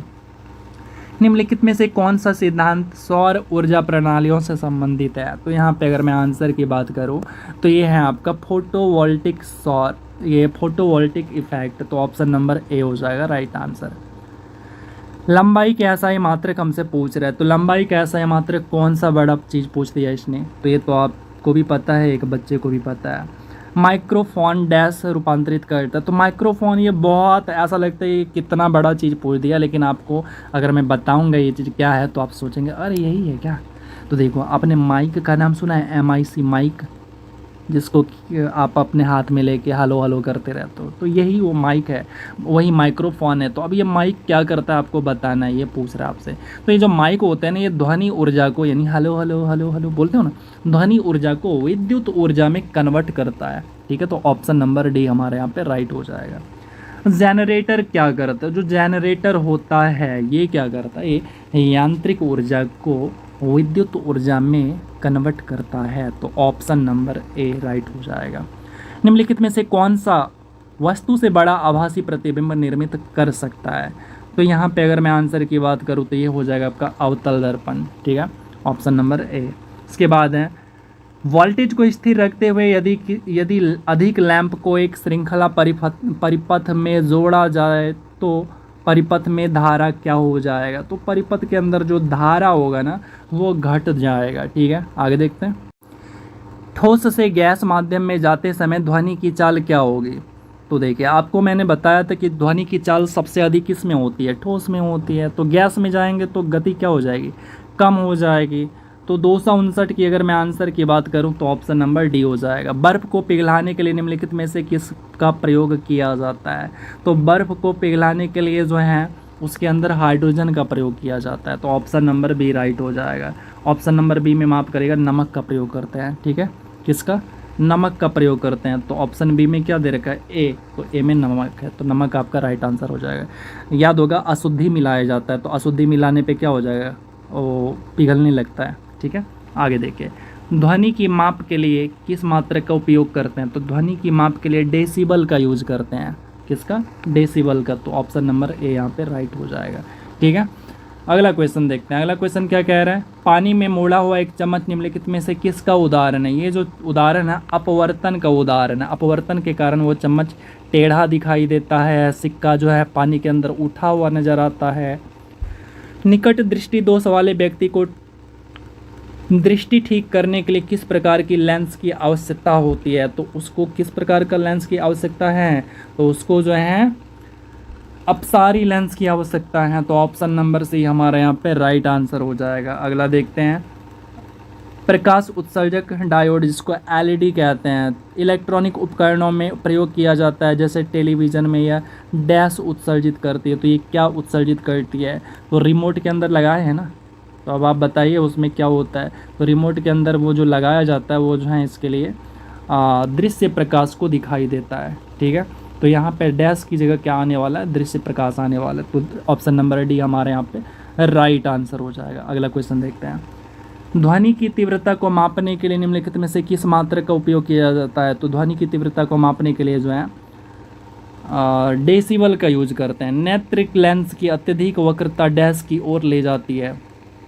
तो अगर नेत्र लेंस की वक्रता बढ़ती जा रही है तो इसका कारण ये है कि निकट दृष्टि दोष से वो व्यक्ति पीड़ित हो जाएगा। यदि किसी चालक का प्रतिरोध दोगुना कर दिया जाता तो उत्पन्न ऊष्मा क्या होगी। तो ऑप्शन को देख लेते हैं। तो यहाँ पे जो आंसर है हमारा ऑप्शन नंबर सी हो जाएगा, दोगुनी। 1 mm में कितने किलोमीटर होते हैं। तो 1 mm के अंदर जो है वो 0.0000001 किलोमीटर होते हैं। ठीक है, तो ऑप्शन नंबर सी हमारे यहाँ पे राइट आंसर हो जाएगा। ऊंचाई पर उड़ने वाले विमान के केबिन के अंदर दबाव क्या होता है? तो केबिन के अंदर जो दबाव होता है ना, वो दबाव वही होता है जो बाहर दबाव होता है, यानी दोनों दबाव क्या होते हैं? सेम होते हैं। ठीक है, दोनों दबाव क्या होते हैं? सेम होते हैं। तो ऑप्शन नंबर यहाँ पे आपका ए राइट है और ए में सी है, तो माफ़ करिएगा गलत आंसर हो गया। तो सही आंसर की अगर बात करूँ तो यहाँ पे ऑप्शन नंबर ए है आपका। तो ऑप्शन नंबर ए में क्या है? सी है। तो सी में क्या है? बाहर से अधिक होता है, यानी केबिन के अंदर जो दबाव होता है वो अधिक होता है। ठीक है, चलिए आगे देखिए। अगला क्वेश्चन है, इकोकार्डियोग्राम अधिक निकटता से संबंधित हैं। तो ये किससे संबंधित है? तो यहाँ पे आंसर की अगर बात करें तो ये हो जाएगा आपका ऑप्शन नंबर डी। डी में क्या है? तो ए में क्या है? तो डॉपलर प्रभाव से संबंधित होती हैं इकोकार्डियोग्राम। ठीक है, चलिए आगे देखते हैं। जब प्रतिरोधकों को श्रेणी क्रम में जोड़ा जाता है तो प्रत्येक प्रतिरोधक में विभवांतर क्या होगा? तो उसके अंदर जो विभवांतर होते हैं यानी वोल्टेज होता है वो क्या होता है? प्रतिरोध के समानुपाती हो जाता है। तो ऑप्शन नंबर बी। उसके बाद है, रोलर कोस्टर की सवारी में कौन सा बल कार्य करता है? तो रोलर कोस्टर की सवारी जो होता है ना, उसके अंदर जो है अपकेंद्रीय बल यानी सेंट्रीफ्यूगल काम करता है। ठीक है, अगला देखते हैं। एक मिनट, आंसर तो चेक कर लूँ क्रॉस। हाँ, यहाँ भी गलत हो गया। तो ऑप्शन नंबर ए में क्या है? ए में है आपका बी वाला ऑप्शन, यानी अभिकेंद्री बल काम करता है। तो ऑप्शन नंबर बी हमारे यहाँ पे राइट आंसर हो जाएगा, अभिकेंद्री। ठीक है, माफ़ करिएगा। आगे देखते हैं, कुछ और क्वेश्चन है, इसको भी कंप्लीट कर ही लेते हैं, उसके बाद इस मैराथन को ख़त्म करेंगे। आधुनिक विद्युत जनित्र डैश के सिद्धांत पे कार्य करती है। तो अभी जो जनित्र है, जनरेटर हैं, वो जो है आपका विद्युत चुंबकीय प्रेरण के ऊपर काम करती है। तो ऑप्शन नंबर बी। गोली दर्पण की परावर्तक सतह का केंद्र बिंदु क्या कहलाता है? तो ये जो है आपका पोल कहलाता है।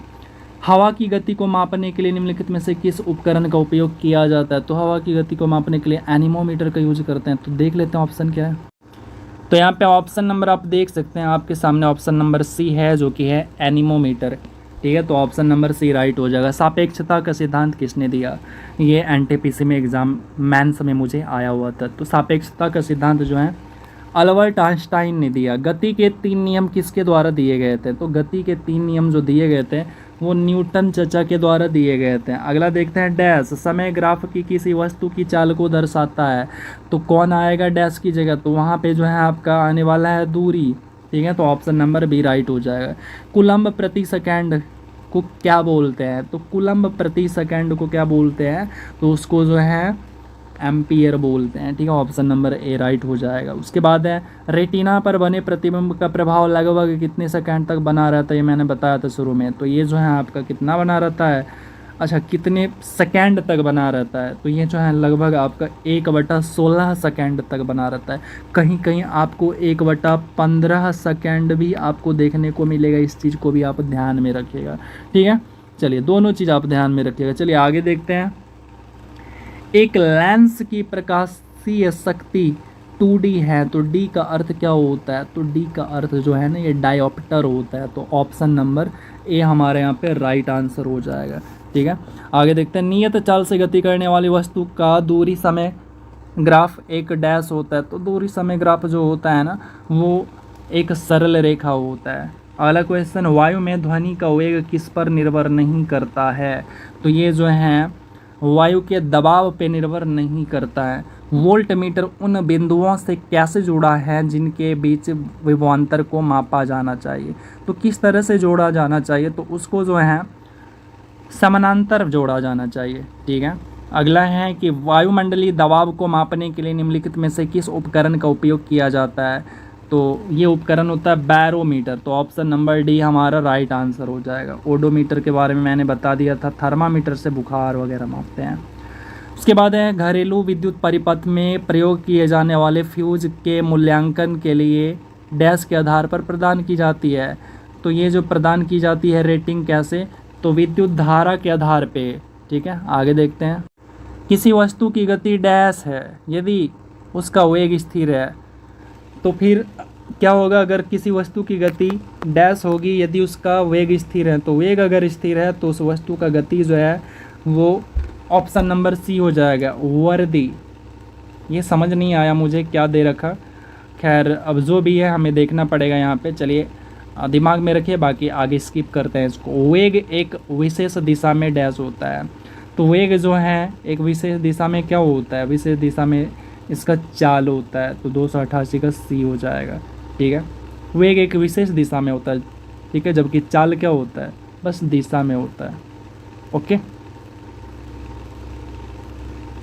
सौर ऊर्जा को विद्युत में बदलने के लिए उपयुक्त मुख्य तत्व कौन सा होता है, तो 289 की अगर मैं आंसर की बात करूं तो ये सिलिकॉन होता है। ऑप्शन नंबर डी हो जाएगा राइट आंसर। ठीक है, सिलिकॉन जो सोलर सेल बनाए जाते हैं इसी के बनाए जाते हैं। और एक बातें और, सोलर सेल के अंदर सिलिकॉन यानी सिलिकॉन से बनाए जाते हैं सोलर सेल, जबकि जर्मेनियम के भी बनाए जा सकते हैं। ठीक है, तो लेकिन ज़्यादा जो उपयुक्त होता है वो सिलिकॉन होता है, इसलिए सिलिकॉन का यूज करते हैं। उपयुक्त ज़्यादा क्यों होता है, क्योंकि सिलिकॉन का जो कैपेसिटी होता है वोल्टेज को कैप्चर करने का वो ज़्यादा होता है, जर्मेनियम के तुलना में ज़्यादा होता है, इसी कारण हम सिलिकॉन का यूज़ करते हैं। आपको पता नहीं होगा, ठीक है, जो डिप्लोमा किए हैं, जो ITI वगैरह किए हैं, सच में पढ़ के किए हैं, तो उन्हें ये सब पता होगा, बीटेक वाले को पता होगा। चलिए 290 का बात करते हैं।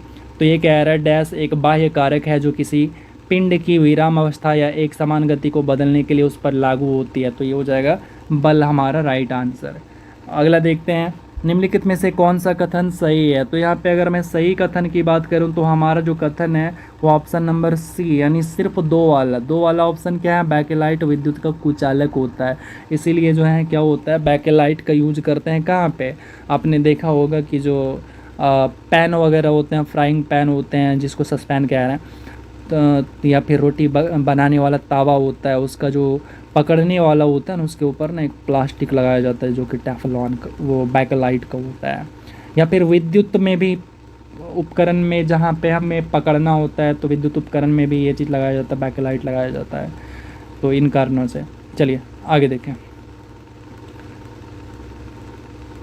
विद्युत बल्ब में विद्युत धारा प्रवाहित होना बंद हो जाएगा यदि, तो ओबियस सी बात है जब सर्किट टूटा हुआ रहेगा तो क्या हो जाएगा, करंट पास नहीं होगा, तो ऑप्शन नंबर बी राइट हो जाएगा।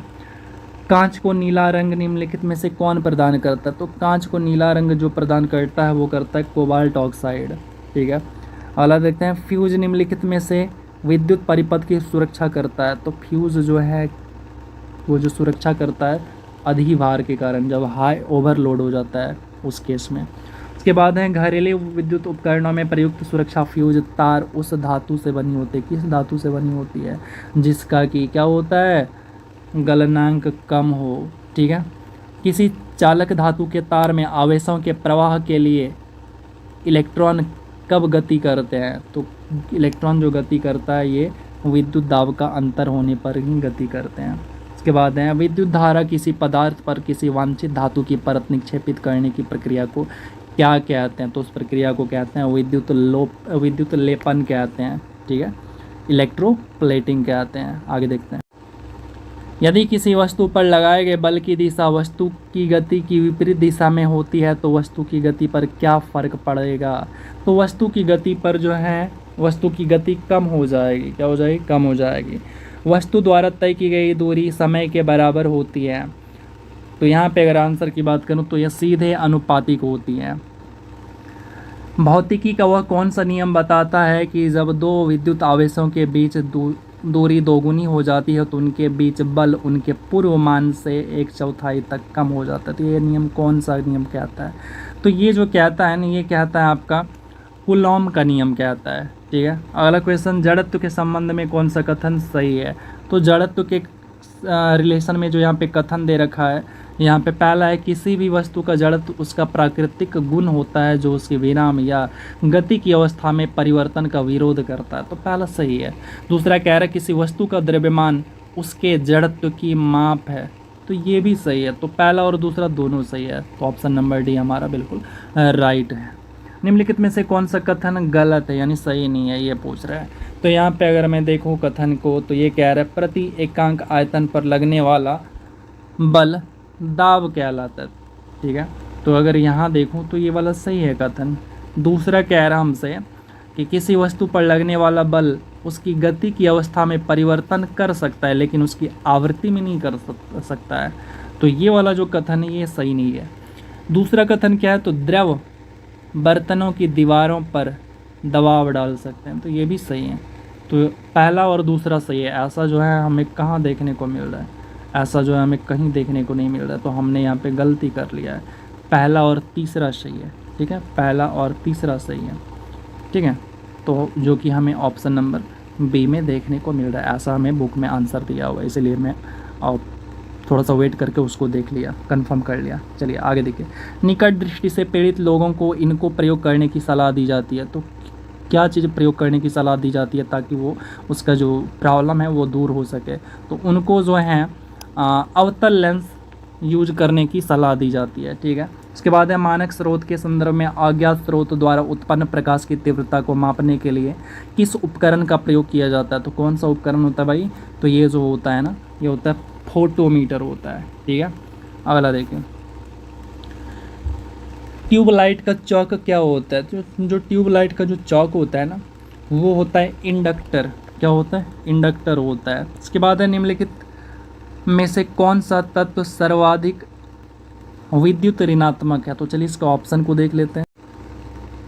तो ऑप्शन की अगर मैं बात करूं तो यहाँ पे हो जाएगा फ्लोरीन हो जाएगा, जो कि सबसे अधिक ऋणात्मक होता है। आप इसको ऐसे याद रख सकते हो, phone, F for fluorine, O for oxygen, N for nitrogen. इस क्रम में ये क्या होता है, निगेटिविटी होता है इसका, ठीक है। अगला क्वेश्चन देखते हैं। दर्पण जैसे चिकने पृष्ठ से होने वाले परावर्तन को डैश कहते हैं।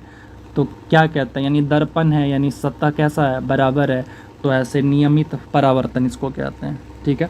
उसके बाद है रजत को हाइपरमेट्रोपिया है। तो नेत्र रोग विशेषज्ञ उसकी दृष्टि को ठीक करने के लिए किस प्रकार के लेंस की सिफारिश करेगा।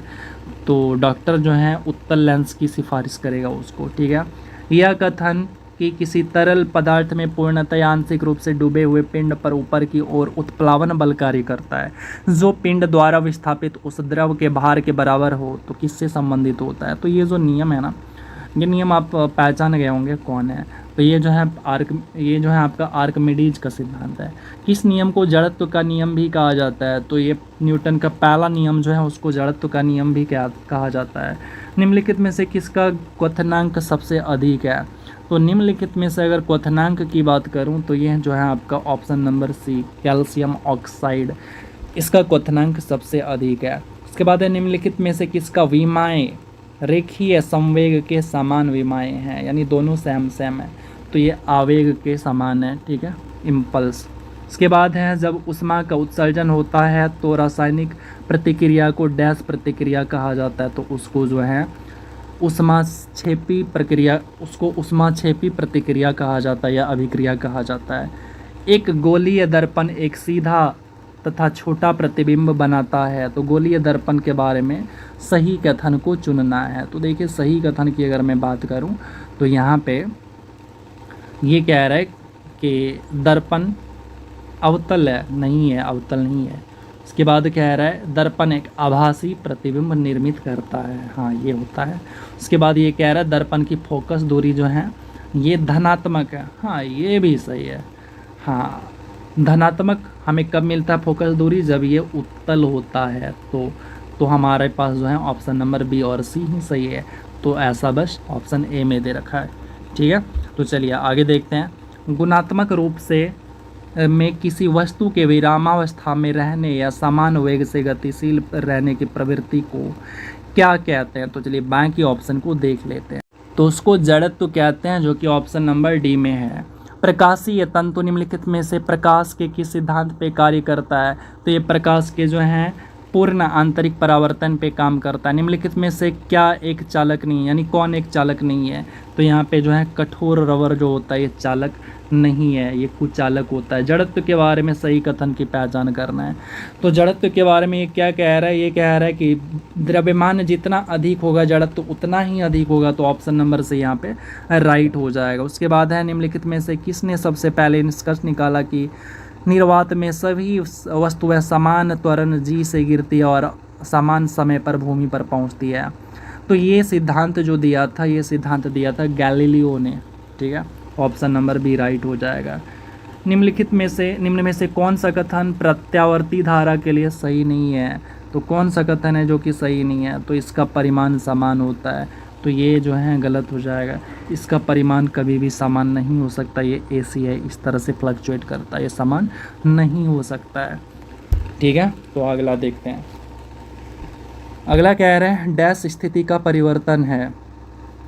तो गति जो है स्थिति का परिवर्तन को दिखाता है। डैश पृथ्वी से लेकर सूर्य तक की अनुमानित दूरी की लंबाई का यूनिट है, तो ये हो गया एस्ट्रोनॉमिकल यूनिट हो जाएगा। ठीक है, तो ऑप्शन नंबर बी हमारा राइट आंसर हो जाएगा यहाँ पे। अगला, दो पिंडों के बीच अप्रत्यास्थ टक्कर के दौरान निम्नलिखित में से कौन सी मात्राएं हमेशा संरक्षित रहती है? तो 327 का क्या हो जाएगा? Option number C. तो कुल रैखिक संवेग, ऑप्शन नंबर सी। निम्नलिखित में से किस इकाई का उपयोग ज्योति तीव्रता के लिए मापने के लिए किया जाता है? तो ज्योति तीव्रता का हमसे क्या पूछ रहा है? यूनिट पूछ रहा है। देखिए सवाल कितना आसान है, बस लैंग्वेज में हमें क्या कर दिया, इसने पजल कर दिया। तो कैंडेला हो जाएगा राइट आंसर। एक मनुष्य को 75 सेंटीमीटर दूरी तक दिखाई नहीं पड़ने पर कौन सा दृष्टि दोष है, कौन सा प्रॉब्लम है उसको? तो 75 सेंटीमीटर की दूरी को दे रखा है, तो यहाँ पे अगर मैं आंसर की बात करूँ तो ये हो जाएगा आपको दूर दृष्टि दोष है उसको। क्यों? निकट की चीज़ें नहीं दिखाई दे रही। 75 सेंटीमीटर कोई बड़ा दूरी थोड़ी ना होता है। ठीक है, तो आगे देखते हैं अगला क्वेश्चन। जब एक पहिया समतल सड़क पर लुढ़क रहा होता है तो पहिया और सड़क के बीच घर्षण बल की दिशा क्या होती है? तो घर्षण बल की जो दिशा होती है उन दोनों के बीच में, वो आगे की दिशा होती है। ठीक है, तो ऑप्शन नंबर बी राइट हो जाएगा। उसके बाद है एक एटमॉस्फेयर बराबर क्या होता है? तो एक एटमॉस्फेयर बराबर होता है 1.01 इंटू 10⁵ पास्कल होता है। ठीक है, अगला देखते हैं। अगला क्वेश्चन क्या कह रहा है? प्रतिरोध की इकाई क्या होती है? तो प्रतिरोध की इकाई फिर से रिपीट हो गया, तो ये होता है ओम। ओके, ध्वनि की प्रबलता ध्वनि उत्पन्न करने वाले कंपन के आयाम डैश के समानुपाती होती हैं, तो ये जो है आयाम वर्ग के समानुपाती होते हैं। अंतरिक्ष यात्री को आकाश कैसा दिखाई देता है? तो अंतरिक्ष यात्री को आकाश जो है कैसा, आप ही बताओ? काला दिखाई देता है, जबकि हम इंसान जो पृथ्वी पर से देखते हैं तो आकाश नीला दिखाई देता है। ठीक है, तो गलती नहीं करिएगा, यहाँ पे क्वेश्चन कुछ और कह रहा था। सूर्यास्त एवं सूर्योदय के समय सूर्य का आभासी चपटापन निम्न परिघटना के कारण है, तो वो किसके कारण वैसा दिखता है? तो देखने के कारण जो है अपवर्तन के कारण ऐसा दिखता है। प्रदीप्ति का माप निम्न में से किसका उपयोग करके दी जाती है? तो इसका जो किसका यूज करके बताया जाता है प्रदीप्ति? तो ये जो है आपका लक्स मीटर का यूज करके बताया जाता है। ठीक है, अगला देखते हैं। निम्न में से कौन सा उपकरण कान के पर्दे की जांच के लिए उपयोग में लाया जाता है? तो कान की पर्दे की जांच जो करते हैं ना, उसको कहते हैं ओटोस्कोप कहते हैं। क्या कहते हैं? ओटोस्कोप कहते हैं। और एक और ऑप्शन है जो कि बहुत ही अच्छा है, एग्जाम में आते हैं, ये पॉलीग्राफ। ये क्या होता है? जब आप झूठ बोलते हैं ना, तो झूठ पकड़ने वाली मशीन होती है, इसी को कहते हैं।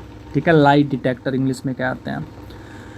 द्रव्यमान m और छोटा m की दो वस्तुओं के बीच आकर्षण बल जो कि एक दूसरे से d दूरी पर स्थित है डैश के व्युत्क्रमानुपाती होती है। तो ये आपसे थ्योरी दे रखा है। ठीक है, कूलम्ब्स लॉ दे रखा है। तो यहाँ पे जो हमारा आंसर होगा उनके बीच के दूरी के d² हो जाता है, वर्ग के बराबर, यानी वर्ग हो जाता है। उसके बाद है लघु परिथन के समय परिपथ में विद्युत धारा क्या होती है? यानी जब शॉर्ट सर्किट होता है तो उस टाइम जो है सर्किट में विद्युत धारा क्या होती है, करंट क्या होती है, ये हमसे पूछ रहा है। तो उस टाइम बहुत ज़्यादा करंट बढ़ जाता है। अब बस 14 क्वेश्चन और है, इसको भी करके ही जाइएगा। और आपकी जज्बात को, आपकी जज्बे को सलाम करता हूँ। और कौन कौन ऐसे बच्चे हैं अब तक जो कि इस मैराथन को बिल्कुल लास्ट तक देखे हैं, हमें कमेंट करके ज़रूर बताइएगा, अपना नाम ज़रूर बताइएगा। मैं वेट करूँगा आपकी कमेंट का और आपकी नाम का कि आपने इस मैराथन को पूरे शुरू से अंत तक देखा। उत्तल लेंस द्वारा अपवर्तन के बाद 2f2 से परे एक अभिवर्धित वास्तविक उल्टी छवि प्राप्त करने के लिए वस्तु को कहाँ रखा जाना चाहिए? तो वस्तु को जो है इस केस में कहाँ रखना चाहिए? तो f1 और f2 के बीच में रखना चाहिए। ठीक है, अगला क्वेश्चन देखते हैं। थर्मोडायनामिक तापमान की एसआई यूनिट कौन सी है? तो एसआई यूनिट आपसे पूछा है किसका? तो थर्मोडायनामिक तापमान का ही पूछा है, लेकिन थर्मोडायनामिक में। तो 337 का ऑप्शन हो जाएगा सी। ठीक है, ताप का एसआई यूनिट क्या हो गया? तो केल्विन हो गया। उसके बाद है किस विद्युत चुंबकीय तरंग की तरंग दैर्घ्य अधिकतम होती है? तो तरंग दैर्घ्य जो अधिकतम होती है वो होती है रेडियो तरंग की। निम्नलिखित में से कौन सा कथन गलत है? तो गलत कथन की अगर मैं बात करूं तो विद्युत आवेश एक सदिश राशि है, जो कि गलत है। यही हमारा सही हो जाएगा। ठीक है, उसके बाद है घोड़े से खींची हुई गाड़ी की आवाजाही भौतिक किस सिद्धांत का एक उदाहरण है? तो यहाँ पे अगर आंसर की बात करूँ तो ये है आपका न्यूटन का तीसरा नियम। ठीक है, न्यूटन का कौन सा नियम? तो न्यूटन का थर्ड लॉ हो जाएगा। अगला देखते हैं 3D फिल्म देखने के लिए प्रयुक्त चश्मे में क्या लगे होते हैं? तो 3D फिल्म देखने के लिए चश्मे के अंदर जो है पोलराइड लगे होते हैं। ठीक है, क्या लगे होते हैं? पोलराइड लगे होते हैं। 1 किलोवाट आवर बराबर 1 किलोवाट आवर ऊर्जा किसके बराबर होती है? तो ये जो है आपका 36,000 जूल के बराबर होती है। ठीक है, आगे देखते हैं 1 माइक्रोमीटर किसके बराबर होते हैं? तो 1 माइक्रोमीटर जो होते हैं ये होते हैं 10⁶ मीटर के बराबर होते हैं। तो ऑप्शन नंबर ए बिल्कुल राइट है। सोलर कुकर में किस प्रकार के दर्पणों का उपयोग एक बिंदु पर सूर्य की अवरक्त किरणों पर ध्यान केंद्रित करने के लिए किया जाता है? तो सोलर कुकर के अंदर जो दर्पण का यूज किया जाता है वो किया जाता है आपका अवतल दर्पण का। कौन सा? तो वो किया जाता है आपका अवतल दर्पण का प्रयोग किया जाता है। तो ऑप्शन नंबर ए। 2 बिंदु आवेशों के बीच आकर्षण एवं प्रतिकर्षण बल पर निम्नलिखित में से कौन सा नियम लागू होता है? तो 345 का बी हो जाएगा, कूलॉम का नियम लागू होता है। ठीक है, आगे देखें आवृत्ति का एसआई यूनिट पूछा है। तो आवृत्ति का जो एसआई यूनिट होता है वो होता है आपका हर्ट्ज। इलेक्ट्रिक रूम हीटर में प्रयुक्त तार की कुंडली क्या कहलाती है? वो तार की जो कुंडली होती है उसको एलिमेंट कहते हैं। ठीक है, जो कि नाइक्रोम का बना होता है। जब 2 या 2 से अधिक प्रतिरोधों को एक दूसरे से लगातार जोड़ा जाता है तो इनमें जुड़ाव क्या कहा जाता है? तो वो जो है जुड़ाव होता है वो जो है श्रृंखला में जोड़े जाते हैं। ठीक है, यानी सीरीज में जोड़े जाते हैं। उसके बाद अगला क्वेश्चन है किस स्थान पर पृथ्वी का चुंबकीय क्षेत्र क्षैतिज हो जाता है? तो किस स्थान पे ऐसा हो जाता है? तो ये जो है आपका चुंबकीय भूमध्य रेखा पे ऐसा हो जाता है। यदि 3 एम्पियर की धारा 1 मिनट के लिए प्रवाहित होती है तो इस समय में कितना आवेश प्रवाहित होगा? तो इतना में जो है आपका टोटल आंसर की अगर मैं बात करूँ तो ये 180 कूलम की धारा प्रवाहित होती है। आप जो है इसे कैसे बना सकते हैं? तो आई बराबर आपने पढ़ा होगा Q/T। इस फार्मूले से आप इसको सॉल्व कर सकते हैं।